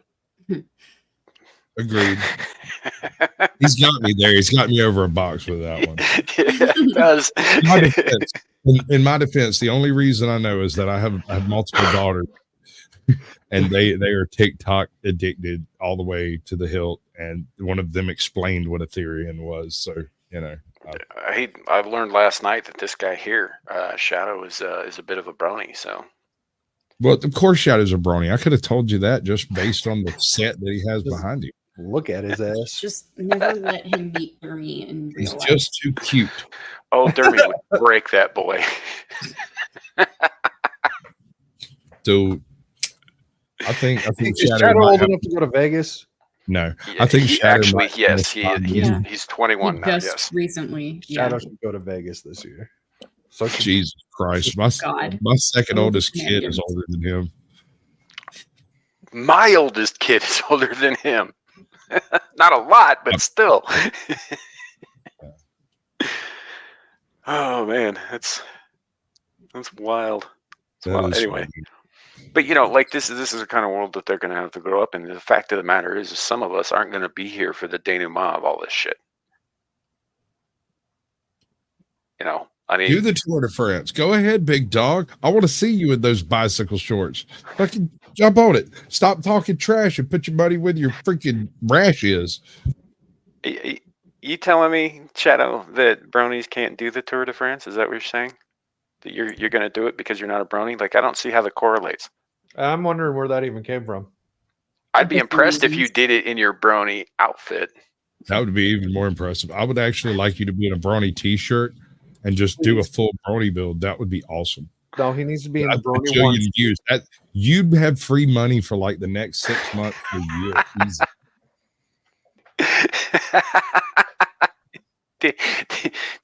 Did you just call upon a defunct tank squadron to take out He Sasquatch? did. He called upon the worst state squadron to the movement. Like, bro, I'm going to send Pazuzu after you. Don't mess with me. Okay, Sam, get him on speed dial.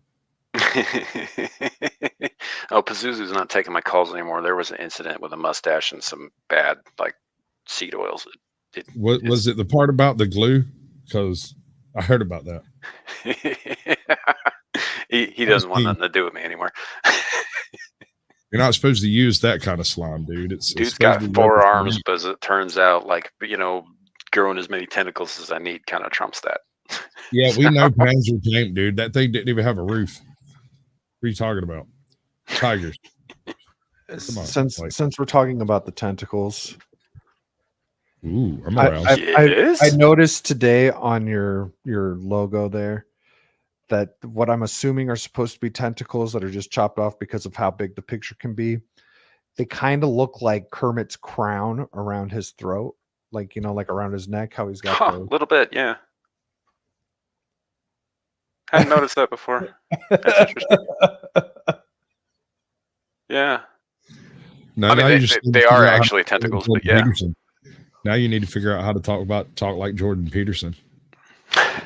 Let's see if I can do this. Well, to choose precisely the right word. I don't know. That's probably as good as it's gonna get. It's pretty fucking Holy good. hell! Is it bad, dude? God. Work on that shit a little bit. Just do it in the car when you're driving. Just talk to the radio in your permit voice. Do it. These anonymous accounts on the internet are a bunch of rat fucks. That's great. I'm telling you, do it. Just talk to your radio, your dog, your freaking kid or whatever in that voice. Sometimes I'll walk around all day talking like Alex Jones. My wife hates it. I'm walking in, I'm like, hey, honey, I think we need some eggs in the refrigerator. I'm going to go down to the store and go spend some of this fiat currency. Hey, Pazuzu, I thought you were on vacation. Oh, wow. That worked. This is exactly how it happens in the D&D stories, too. You say his name and he shows up.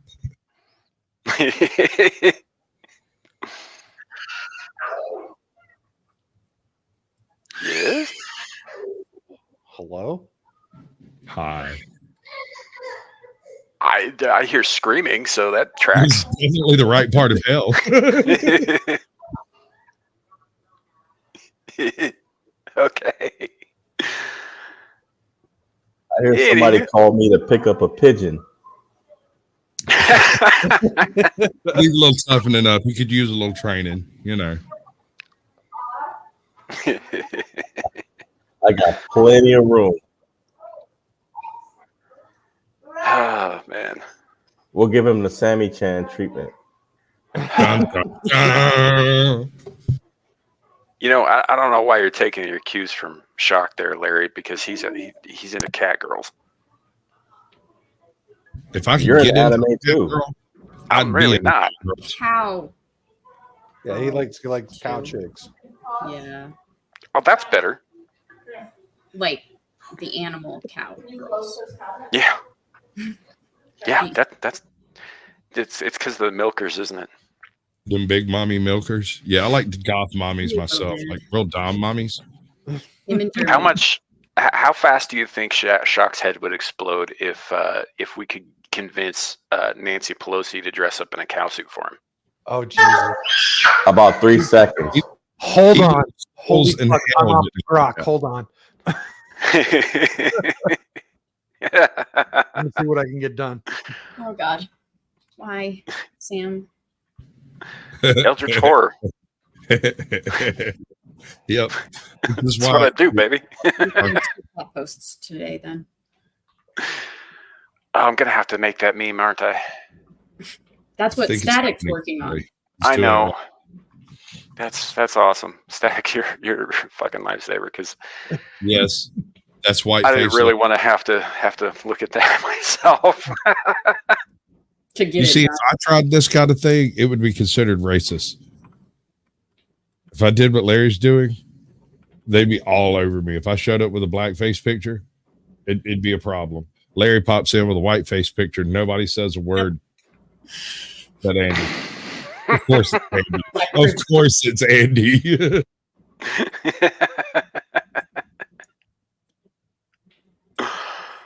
Oh man. Xeron, that's I don't know how to answer that Switzerland. because If you can be recognized by Switzerland, that gives you a toe in the door to be recognized by any other nation. And Switzerland really doesn't care. They're like, whatever, sure. see, I'm much less likely to do kind of a separatist thing than I am just Yeah, I'm to not a separatist. do what the founding fathers suggested and make this government do what it's supposed to do or replace it. Well, one thing to consider when the founding fathers laid those documents down, there was no California. So since we have acquired territory since the founding of the America, it seems to be in our bloodstream. I think it's part of the equation. And I don't think that being isolationist is going to improve the conditions inside the U.S. Not without major propaganda controls. What if we gave them California and we just like kept everything else? They can still drive They here. give it back. That not if we break it off at the San Andreas and float it on over to China. They can't. A couple of nukes to spare because I've got a plan. But then we have another thing we have to do, and y'all aren't going to like this. I want to No, Andy. a canal between Florida and Georgia. All the water's already there.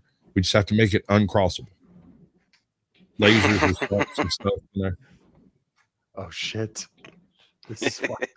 I've actually got a deal with Flow State. He's doing a $10 million money drive to try to buy a moon laser so he can shoot the mirror on the moon, right? Because all the flat earthers don't believe the moon exists. So he wants to do a shot on the actual mirror that's up there and see if we can get a reading off of it. And he said after he's done, I could have the lasers and put it on sharks. So we're already halfway there, in my opinion. You know, I knew a girl once who was actually convinced that the moon was made of green cheese, and her mother said to me, "It's a good thing she's pretty."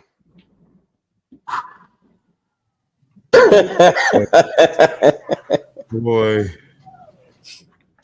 But you married her, right? No, but I did sleep with her cousin for about 9 months. Oh, of course you did.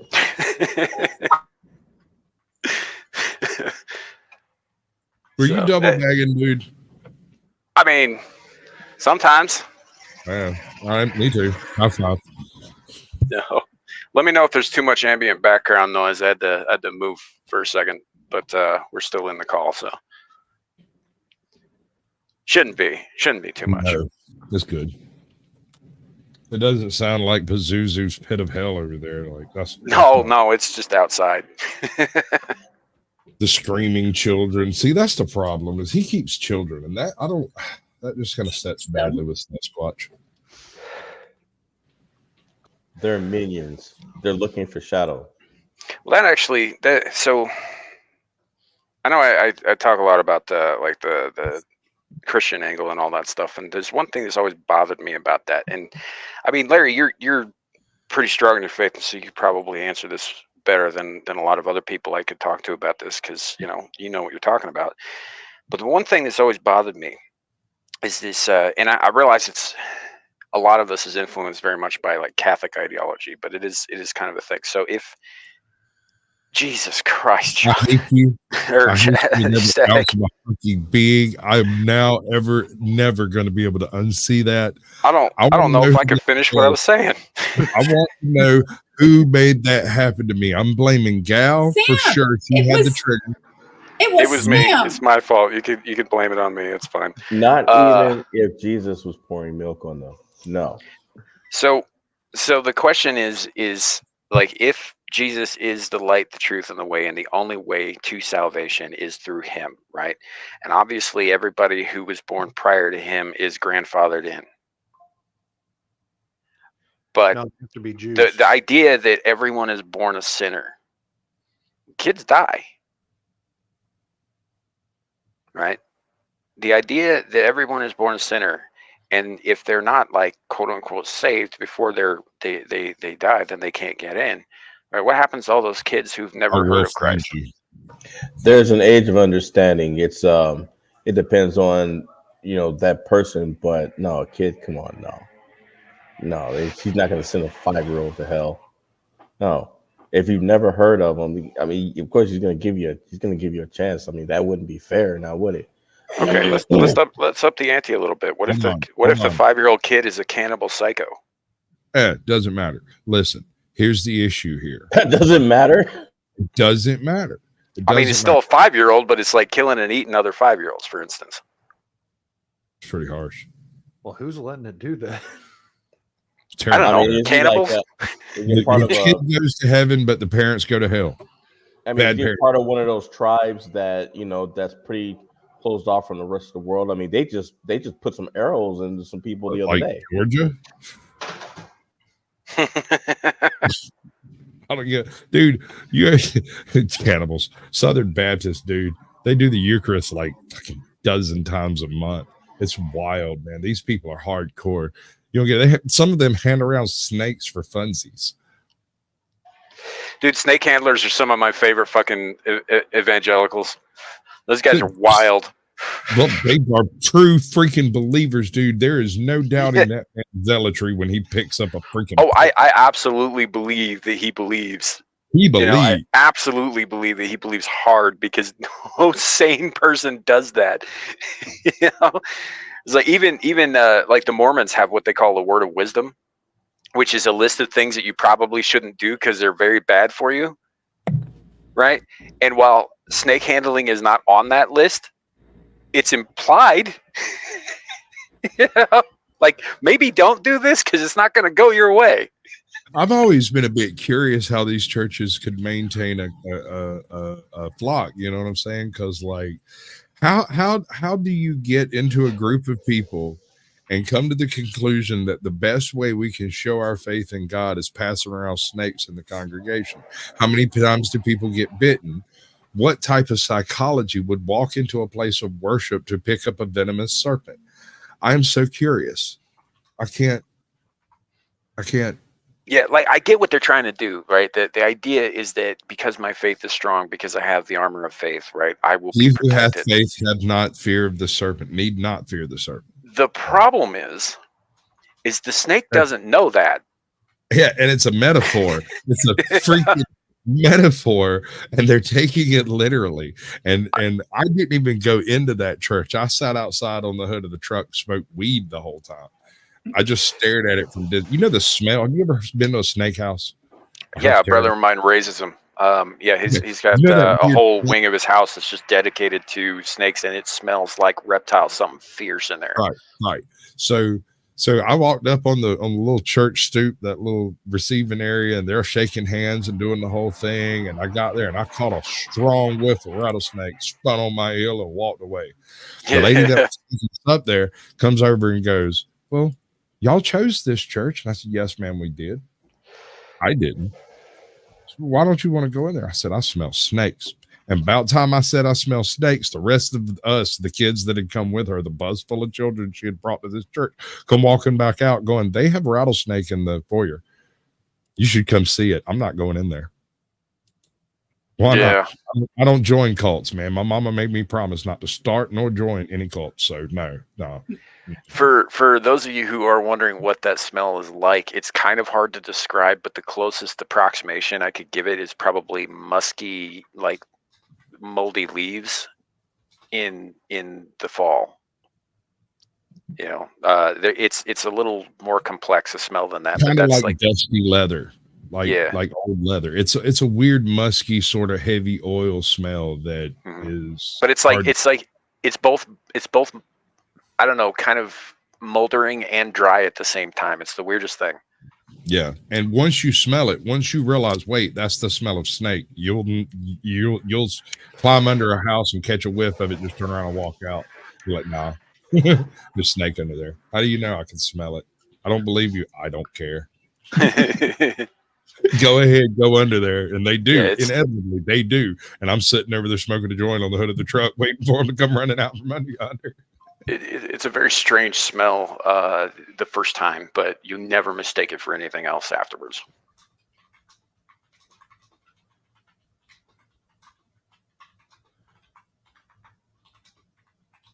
May I digress a bit? It's not me.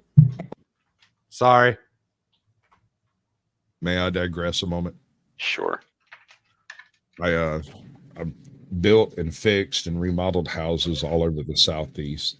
And one of the most terrifying ones I did was this house that was on the edge of a swamp over here, about 4 hours away from where I'm at.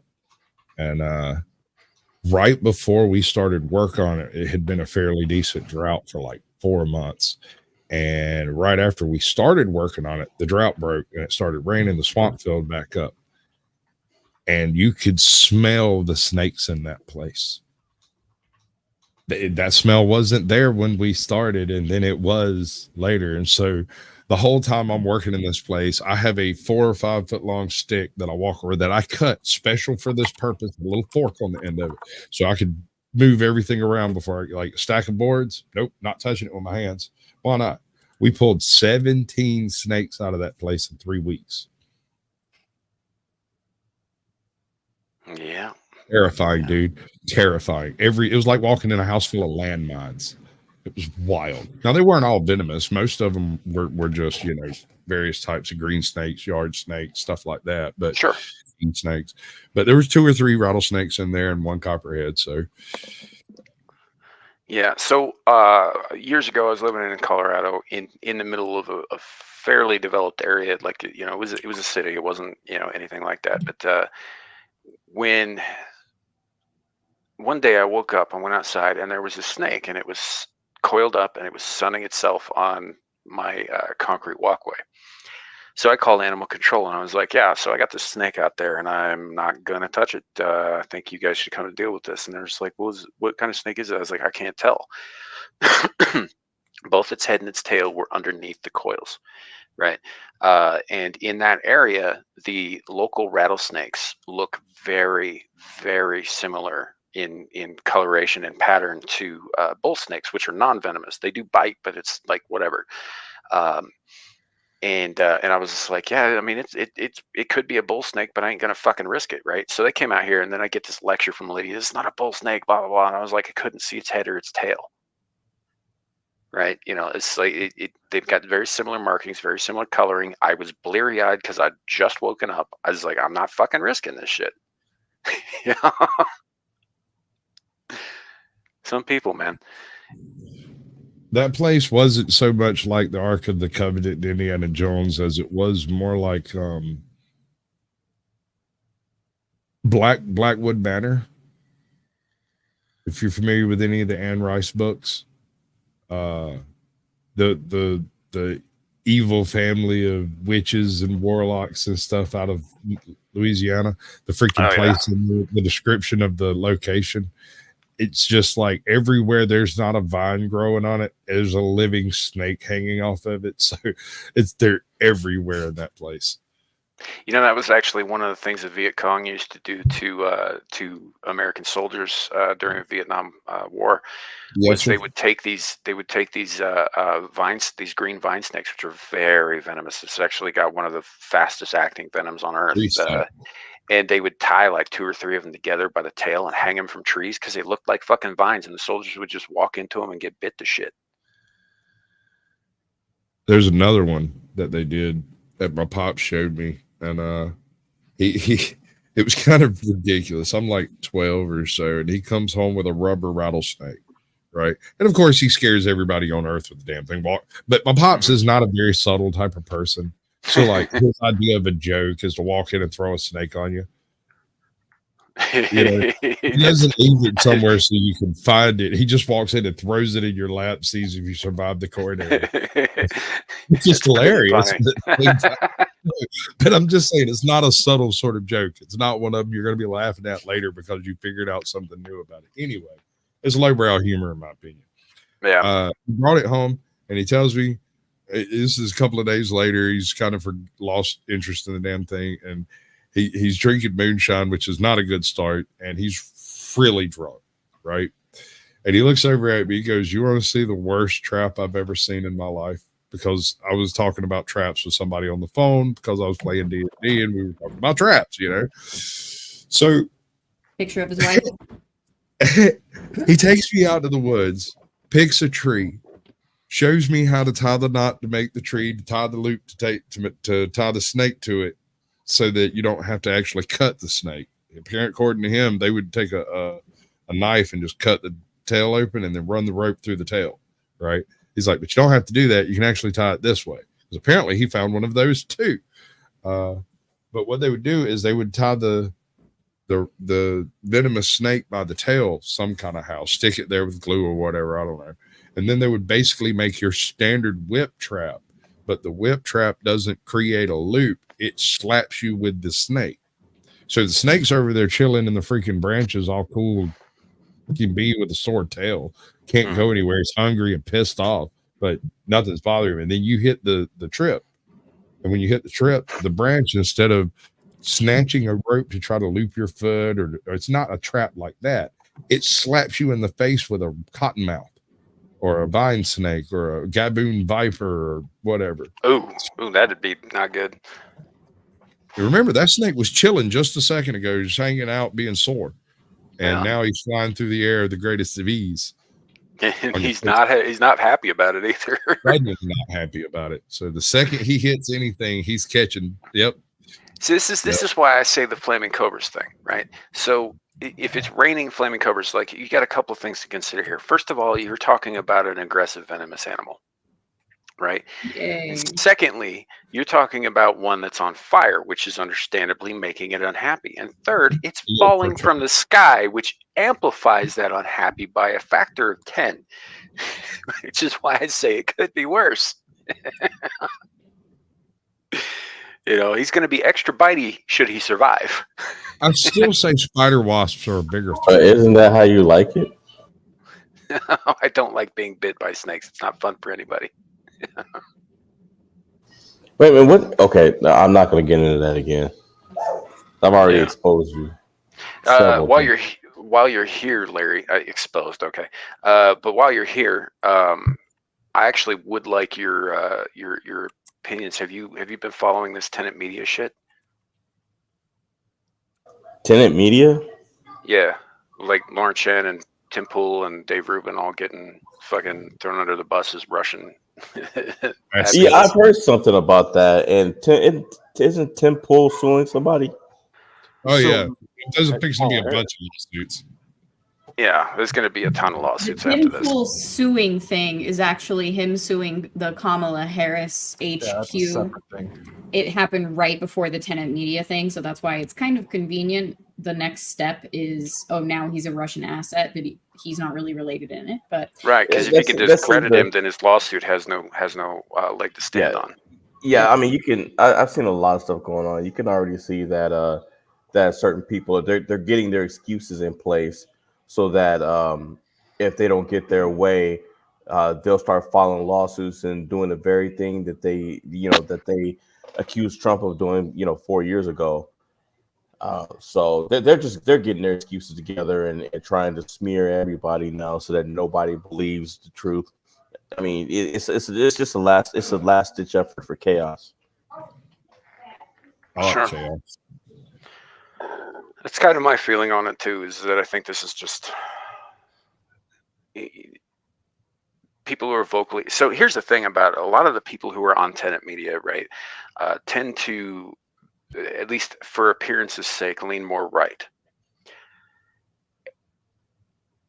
But most of them have been at some point or another, lately, especially critical of Trump, including Tim Pool, but notably the owner, Lauren Chen, has been very critical of Trump lately. Kind of thing. So it's kind of interesting that this whole thing is just like, oh, they're right wing, blah blah blah. It's like, yeah, they are, but they're not exactly fucking helping the Trump campaign. So like, what do you gain out of this aside from just making sure that they can't speak up later? Right, and then we hear that the patriarch of your beloved Wyoming first family is now endorsing Kamala Harris. Oh, they ain't beloved for nobody out here fucking loves the Cheneys, man. Hey, do you know that I was reading an article and when they were saying that that Liz Cheney came out and endorsed Kamala Harris, and then she said that her dad was about to do it, and I went on the comment section and I just put laughter, and I said, yeah, I know a couple of people from Wyoming. Don't nobody like them out there, so his endorsement doesn't mean squat. Do you know I got 100 thumbs up from that within like 5 minutes? Yeah. What about Tim Walz with the 250 million suspected embezzled lockdown money? Oh shoot, that among man, I'm reading something on this guy every day. He's got people he served with, old classmates coming out, old students of his sitting there saying, hey, this guy is as communist as it gets. I don't think that's a doubt. I think everyone knows that. I mean, like I said, he's Kamala's bulletproof shield. Nobody will shoot her. They don't want Tim Walz as president. Yeah. Yeah, it was definitely a lot of thought put into that choice. Okay, let's turn it on. But she's going to do If the same thing that he's doing. But if she had chosen Shapiro as her VP, her ass would be dead right now. Yeah. Yeah, it would, because the entire Democrat Party has shifted to a very, what's really interesting to me about this is like, so the Groypers and particularly Nick Fuentes have also been very anti-Trump recently, and they are very, very anti-Jew. so lately is the left, which is interesting to me because the Groypers are considered to be very far alt-right. Why are they called Groypers? I don't know why they call them that. It's the dumbest fucking name ever. I don't remember who came up with that originally. I think it was Fuentes himself. Probably. Hey, Ruben. Oh, okay.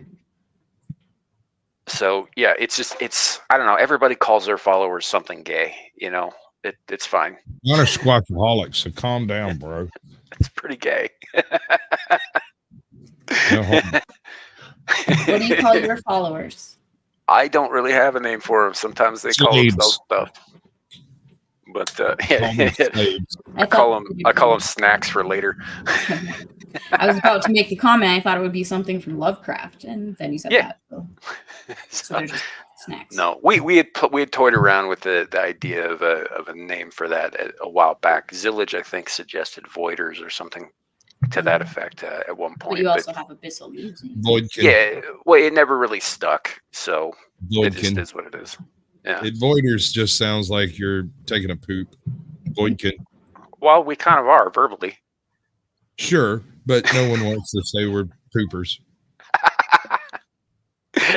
Everybody We poops. are. So, but yeah, no. So it just is what it is. Like Amira calls her followers of Pride because she's the exiled lioness. So Lion Pride. But what's funny to me about that is that she does Pride. a lot of how does she put it? Anti LGBTQ plus pedos plus everything sick is how she says it every time. And their whole shtick is the pride thing. So yeah, it's kind of funny that because she'd been calling them that long before she started really getting into the stuff. But yeah, everybody's got like Geeks and Gamers has the 199 for example. So as far as I know, that's what the Groypers started as. We're just fans of Nick Fuentes. And it was just like, I think maybe somebody mispronounced Gripers. Maybe. And it just kind of stuck or whatever. But yeah, now it's just this and that and this and that. And it's like, look, well, I do agree that we should not be beholden to another foreign country in terms of our political shit. Samuel, that's yeah, but that doesn't roll off the tongue, Andy, man. The Samuel ears, like Langoliers. Oh, okay, I got you. That's how I'm reading it. At first, I read it as like sommeliers. That's what I was thinking. See, that's the But problem. then I was just like, ooh, like Langoliers. Sommeliers, you want some wine with that cheese? Some cheese with that wine. Yeah. So, but yeah, so I'm not on board with like being beholden to another country. I don't give a shit what country that is, whether it's Israel or Ukraine or Britain or fucking China or whatever. I don't really care. So I'm with them on that. Like we shouldn't be beholden to that. AIPAC is in fact a foreign foreign backed organization, seeking foreign aims, right? They are a fucking problem, right? So it's but that doesn't. But that's that's as far as I go with them on that. I don't think that every person who's a fucking Jew is a problem. That's retarded, Right. No, the problem is the state of Israel pushing Sure. their shit on us. Sure. And I do have a problem with that in the same way that I have a problem with the CCP doing it. Yep. But that doesn't mean and I've made this comparison before, that doesn't mean that I hate every Israeli. I don't hate every fucking Chinese person either. That's stupid. There's a billion of them. Why would I hate all of them? I heard You something. know who I hate? But you hate all cats. You say every cat is an evil. You know what? Actually, all cats are bastards. This is an indisputable fact of the universe. No, it's not. It is. They're lying to you about not being bastards, which is a very bastardly thing to do. Delete your eyes. That's fine. I'm dead. You don't have to be. You just have to be like discombobulated enough that you can't stop them. How could I blame them if they eat my eyes because they ate all their fucking food and I'm not alive to feed them more food? Yeah, but this was my contention, is that isn't out of emergency necessity. That is the goal for cats. They're like when they nuzzle up on you when you're sleeping, they're just checking to make sure you're still breathing. Now you're just writing fucking headcanon. Quoting, this was already written, sir. And I mean, I can see where you would think that, but I also happen to think that when you say things like that, it's the toxoplasmosis speaking and not you.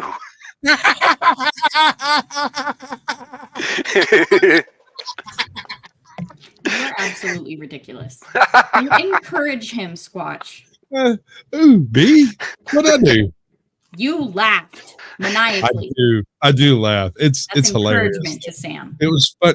I'm not encouraging. I'm enjoying. I'm here to laugh at all of you equally. Yeah, but it's encouragement for Sam to continue it. I'm never gonna stop. I'm never gonna stop. I look. I don't have to like cats. If you guys like cats, great. It's not, it's your eyeballs, whatever. But I will defend them. I only got worse about this because you kept leaning into that shit, don't right? even. I only started it because you were being such a jerk. How's that for your catch-22? It is a bit of chicken and egg at this point, but stubborn ass. I like chickens. I like eggs. And eggs. Yeah. A scrambled egg is really just fried chicken if you think about it. Yeah. Dude, that reminds me. Did you ever hear that joke about the mother and the young boy who went into the restaurant, right? And the waitress asked the boy what he would like to eat. And he goes, I need to consume the souls of the unborn. And the mother looks at the waitress and goes, eggs. He means eggs. That's an old one. Yeah. Way back. I like it. Shut up. You don't have an opinion here. That was a good one, Sam. Thank you. It's a good joke. I got a couple of we were telling some really off-color jokes last night about dead babies, which was probably not the thing to do. I got a lot of them, but the one that keeps coming to mind, because I got a coworker who so for a while I was listening to this channel called Yeah Mad out of Australia. And their big thing that made them big was this show they do called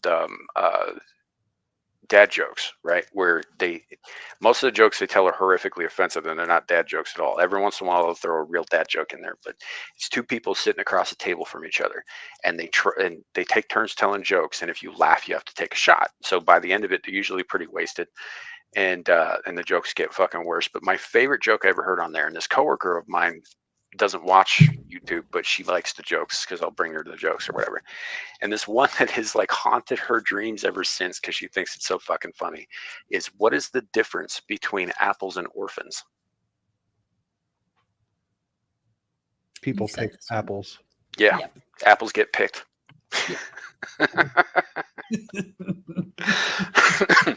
It's a little harsh, but it's funny.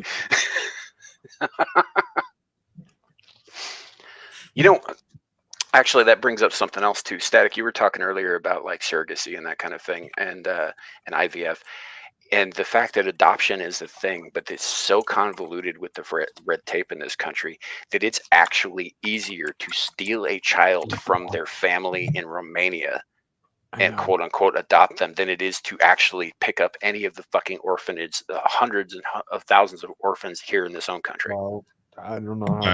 I don't know. Okay, actually, this was one of the topics that I was listening to on the way here.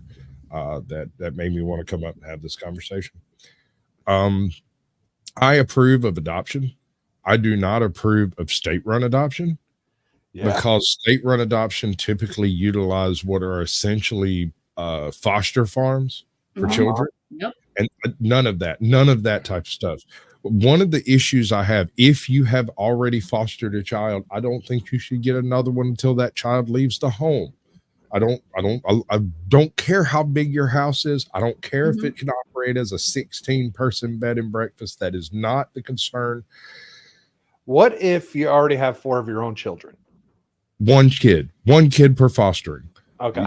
Any age you want, for as long as you want, however you want to handle that part of it. My point is that when you have 7 of one of your own children and 7 fostered children, I don't care if you're doing it for the most altruistically good reasons on earth. I still find it a bit culpable to the futures of those children, Mhm. right? Including your own, by the way. Yeah. And as far as same-sex families are families for a reason. And if a same-sex couple wants to adopt a child, I would prefer for the child to be a bit older than infant. Yeah. But if the family goes through the necessities, like, and I know if this is a specific example, and I'm aware that I am picking a grain of sand off of a beach, but they went through all of the necessary stuff to get married. We're in Georgia. This is not an easy thing to do. They did all the stuff they had to do to have a ceremony, the marriage, the wedding, the whole 9 yards. And then the way they handled it is a surrogate sister and the other woman's brother had in vitro fertilization, and the sister birthed the child, and the couple are raising the child. But, and I think this is, for some reason in my mind, this is more important than the rest of the details. One of these women is 100% a man and has been since high school. She's 40. The other woman is 100% a woman and has been since high school, and she's 40, right? So when they started adopting children, they were not adopting children, they were having children. This is not a situation that's common where you have a brother and a sister that are willing to go as far as these were. But this is where the family comes in, right? If something happens in this relationship, the fact that the family was willing to do this level of involvement in them having a relationship and a quote unquote normal nuclear family implies that a mother will be in the household, a father will be represented in the household, even if it is a grandfather or a grandmother, however that works out. One of them is 19 now. This happened many years ago. One of them is 19 now. He is a perfectly functional adult human male in every way, except he is, the only catch there is he is extremely open to other people's foibles. You can't get under that kid's skin to save your life. You can try, but there is nothing you can say to him that he didn't hear in high school. So it's possible. A perfectly quote unquote normal family life is possible. Even if from the outside you look at it and you say that can't be normal. It's about as American as apple pie. Right. A dude Static being a woman?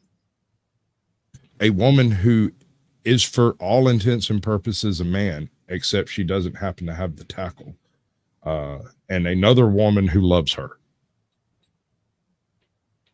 Well, those are the parents. Yes, those are the parents. And the It kid wasn't who the trans- is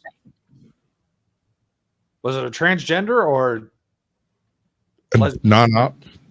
So Had I got confused at one point because you said this man. So the man that's that gave the sperm is 100% right, a man. is the brother, is a man. So the is a way you described it at that point, I picked up on it, but it did at Okay, first. Let me try this again. The father, the quotation marks father, the biological father is the brother of the father. of the dad? Yeah.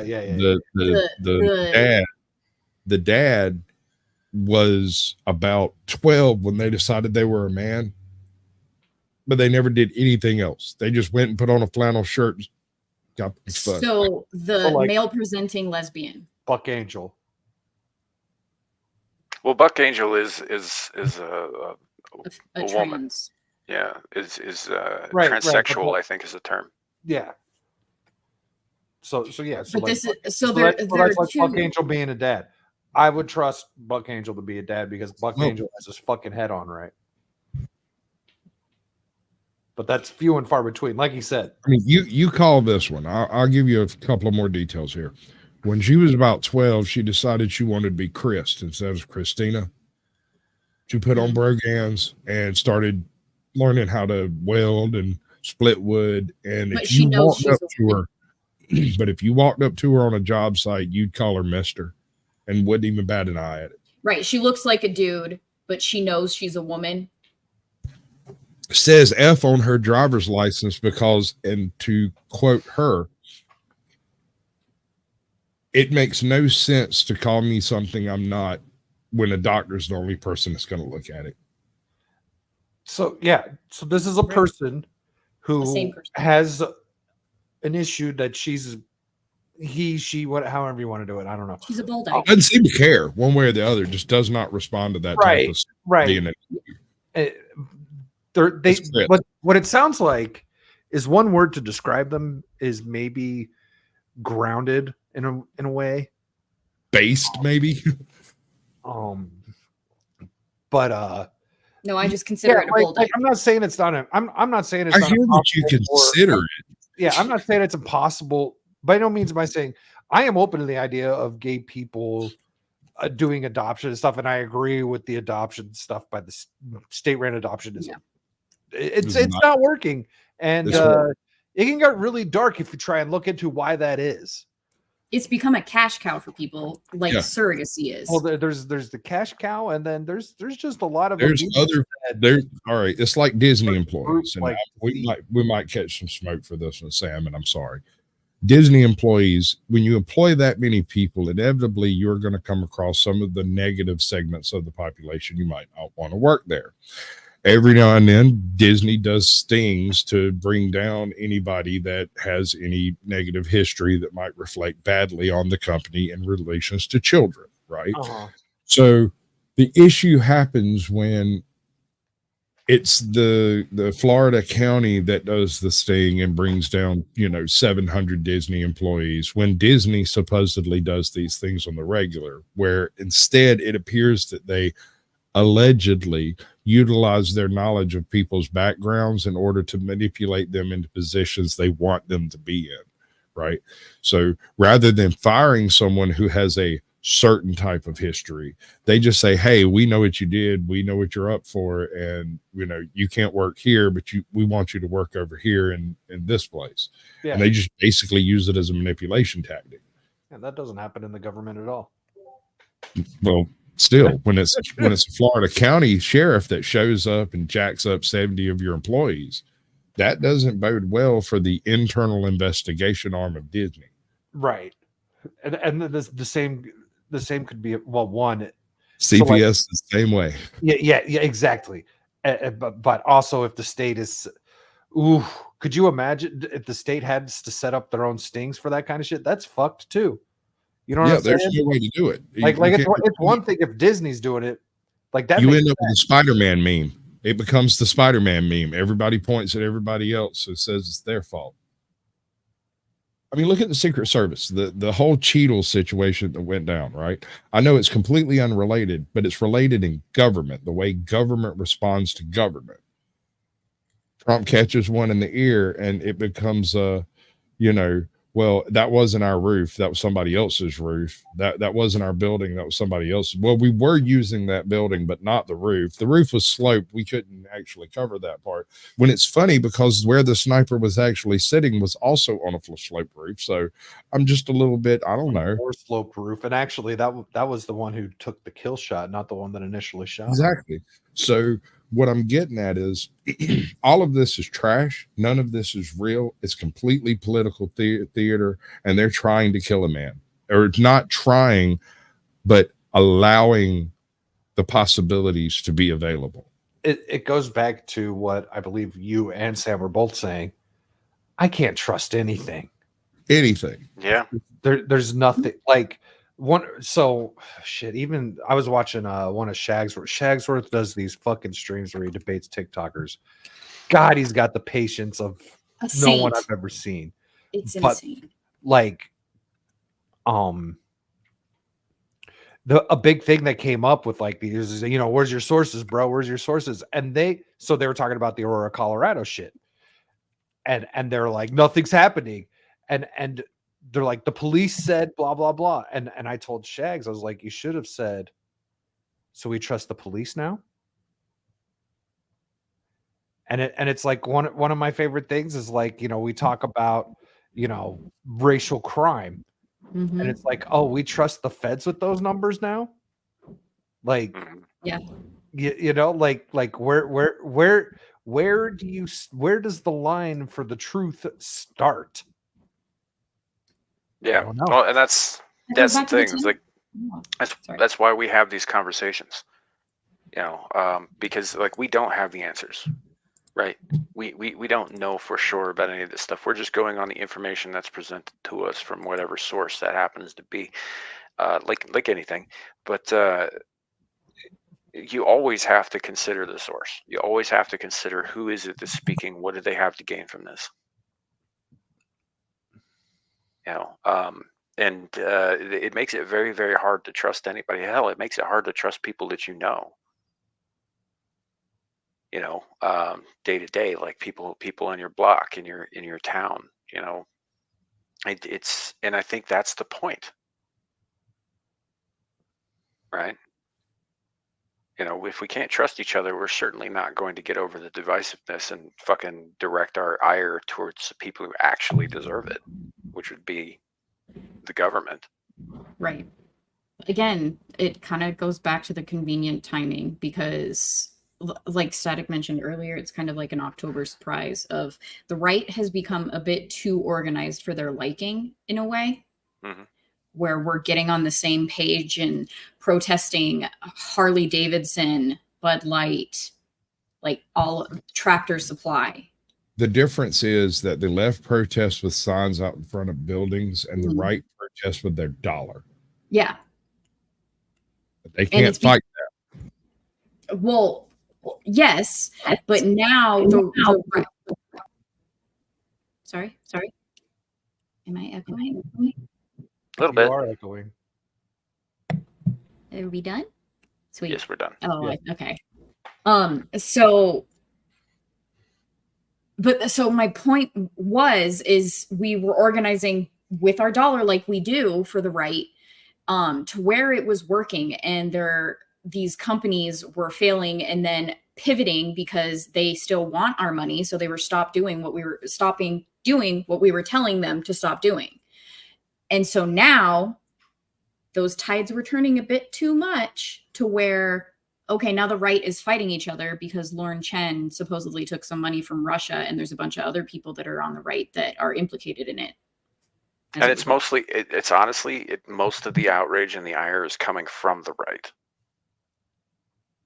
And that's exactly what I'm saying is now we're getting disorganized in a different venue that is more politically charged. But no, as a general theme, the methods of resisting these types of things are becoming more standardized across the spectrum of politics. The left cannot organize a decent boycott of anything because they can't agree on, what time it is, because they're all time blind and don't work. So how can you organize them to stop buying a particular thing? It would work in inner cities, but that's the only place you can make that work. Sure, but they're real adept at Molotovs. Organize the vote for the same fucking person, whether they agree with them or not. That's wild. That is wild. No, I've had some conversations with people where I probably should film this stuff, but people know I'm a YouTuber. I'm in a small town, and it's like become known that guy over there. That they might not know my name, but they point at me and they're like, "That guy's a YouTuber." So if I've got my phone out, immediately shut up and walk away from me. Just holding my phone, just walking around with it like this. They're like, "Nope." They'll just go down the next aisle. Like I run into nobody in public around here anymore. But the thing is, if you walk up and ask somebody a question or throw them a quote from like Nancy Pelosi or Kamala Harris or whatever, random dude on the street, and they're like, "Oh, that's nuts. Who would say anything like that?" And it's like, that was Kamala Harris, right? Or tell them, "I've got a couple of Trump quotes and I want to know what you think about them," but then quote Joe Biden quotes to them. And it's the worst thing that ever happened. And look at your cards and be like, "Oh, my bad. Shoot, that was Joe Biden. Here's the Trump quotes." And then they hate on them, but the Biden ones were okay. And the cognitive dissonance has no effect in their own skull. Like, I don't understand it. I can do it over and over and over again. And the same people will give you the same answers and fall for the same trick every time. They go for it fine. I've had one person ask me, "Have you got the right quote this time?" Oh no, wait, that's Nancy Pelosi. My bad. So how? I couldn't live that way. I can't sit here and say that I agree with something that I disagree with. I can do it as a joke, but only for a second, and only if we laugh.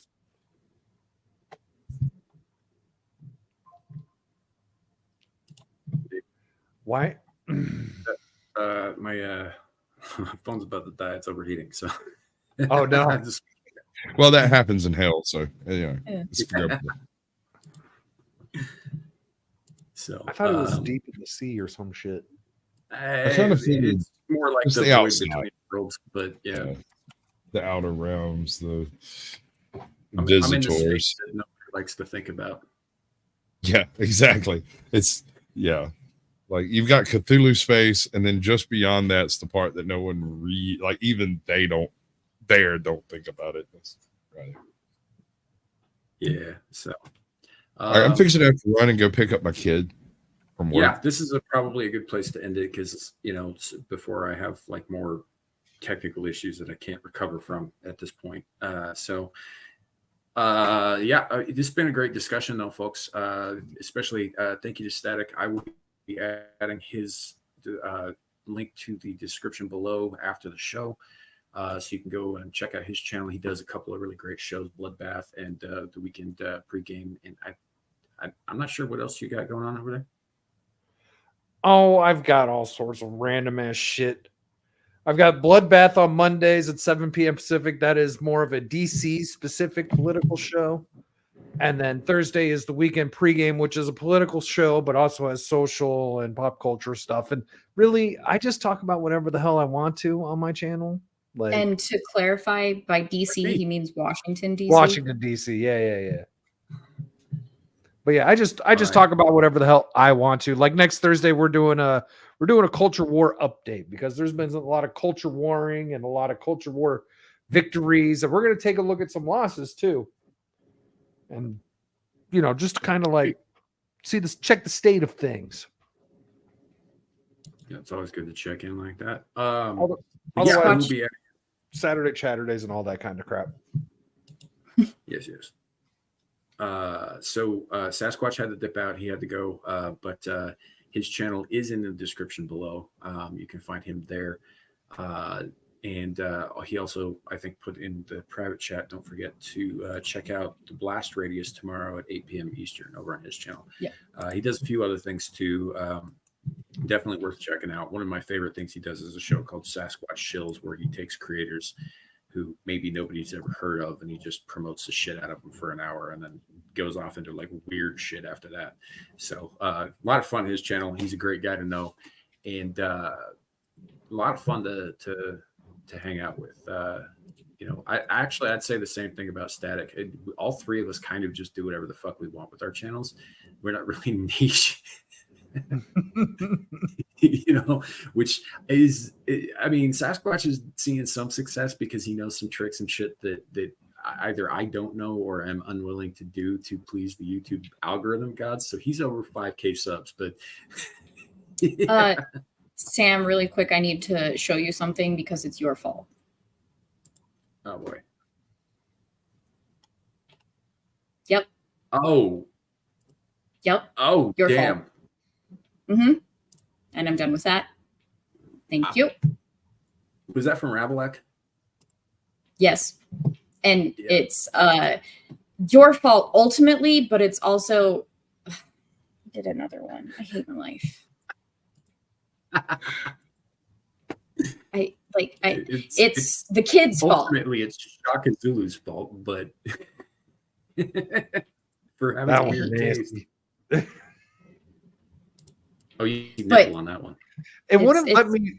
I specifically asked for saggy, wrinkly tits, and it wouldn't do that. Oh God, there's another one. Stop! Make it stop! Oh my God, this one's. Look, once that snowball starts a rolling. Oh God, that one has a dick. What is this? It's not. It's got like a trail. And, I don't massive toe I think I going threw on. up a little. That was a meaty toe. I don't know. Oh, Well, in Shadow that is case- going to have fun in Minecraft. Shadow, run, boy. You are in trouble. Ooh. I'd blame Ravlek, but he's really clear about being a degenerate, right? So Shadow asked him for it. yeah, He tagged him in. that ain't right. It ain't right. So That's how I knew. We're gonna have, although these were words. supposed to be like cow themed swimsuits, but yes. it doesn't matter. Anyhow, skip right past the eye violation we all just had, and I don't know, man. So Lawrence, do you have anything coming up? I know you're kind of on vacation right now, but Well, nothing this week, but I will be back next Friday on Abyssal Musings, where we will officially start the road to Halloween. And I've already got a topic picked out and some other stuff. So I'm actually, while I've been on vacation, I've actually been planning out the entire. It's gonna be about 8 shows. So that sounds kind of like the opposite of what you're supposed to do on a vacation. yeah. Well, I enjoy what I do. But yeah, that's about it. I will see you guys next Thursday. Next Friday. I doubt that I will be in the chat tonight as a moderator on a certain channel. I, however, did compile a short list. Yeah. Okay. No problem. So, Gal, what do you got coming up? Today is Saturday. Tomorrow, probably playing some Lethal Company on Horny Alf's stream at 6 p.m. Mountain. I've decided that each stream I do, I'm just going to tell you the next one and just follow me on Twitter, and I'll present to you the rest. That's fair. It does take some of us about half an hour to get through all the shit that we're doing because we're all doing a bunch of different things. So I'm not Although, going to do a that. heads I'm up, gonna make you guys sit through it all, but a quick heads up, my Cook in the Book streams are going to be moving to Wednesdays. Half and half, because football season has started, which means Thursdays football. And also just because Wrong Think is no longer on Wednesdays, which was one of the reasons I made it a Thursday show. So Wednesdays. That also means that she won't be late if I ever want her on a guest for my show. As true. well as that. But now I'm done. Sorry. No worries. As per myself, you can find me right here on this channel, Samuel the Infamous. I am the titular Samuel. We do this show every Saturday, Screaming into the Void. On Fridays, my partner Lawrence Knight and I do Abyssal Musings, which is a little less of a topical thing, a little bit more just kind of like esoteric interests. We've been doing some stuff with monsters lately. We're going into the road to Halloween. Sometimes there's ladies who poop all the way down the aisle of the fuselage of a plane. It's a whole thing. Anyway, so come check that out as well. And with the exception of this morning, because my internet shit was so bad that I wasn't able to make it. You can also find me on Beelzebub Hub, which is on the channel Beelzebub Hub, which is my friend Devil Made Me Do It's channel. And on Mondays for Mellow Mondays on Adam the Renaissance Nerds channel, where we talk about like pop culture shit and anime titties.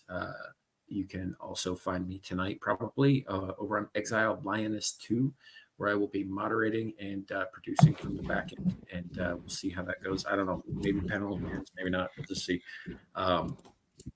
whether or not she even has a panel.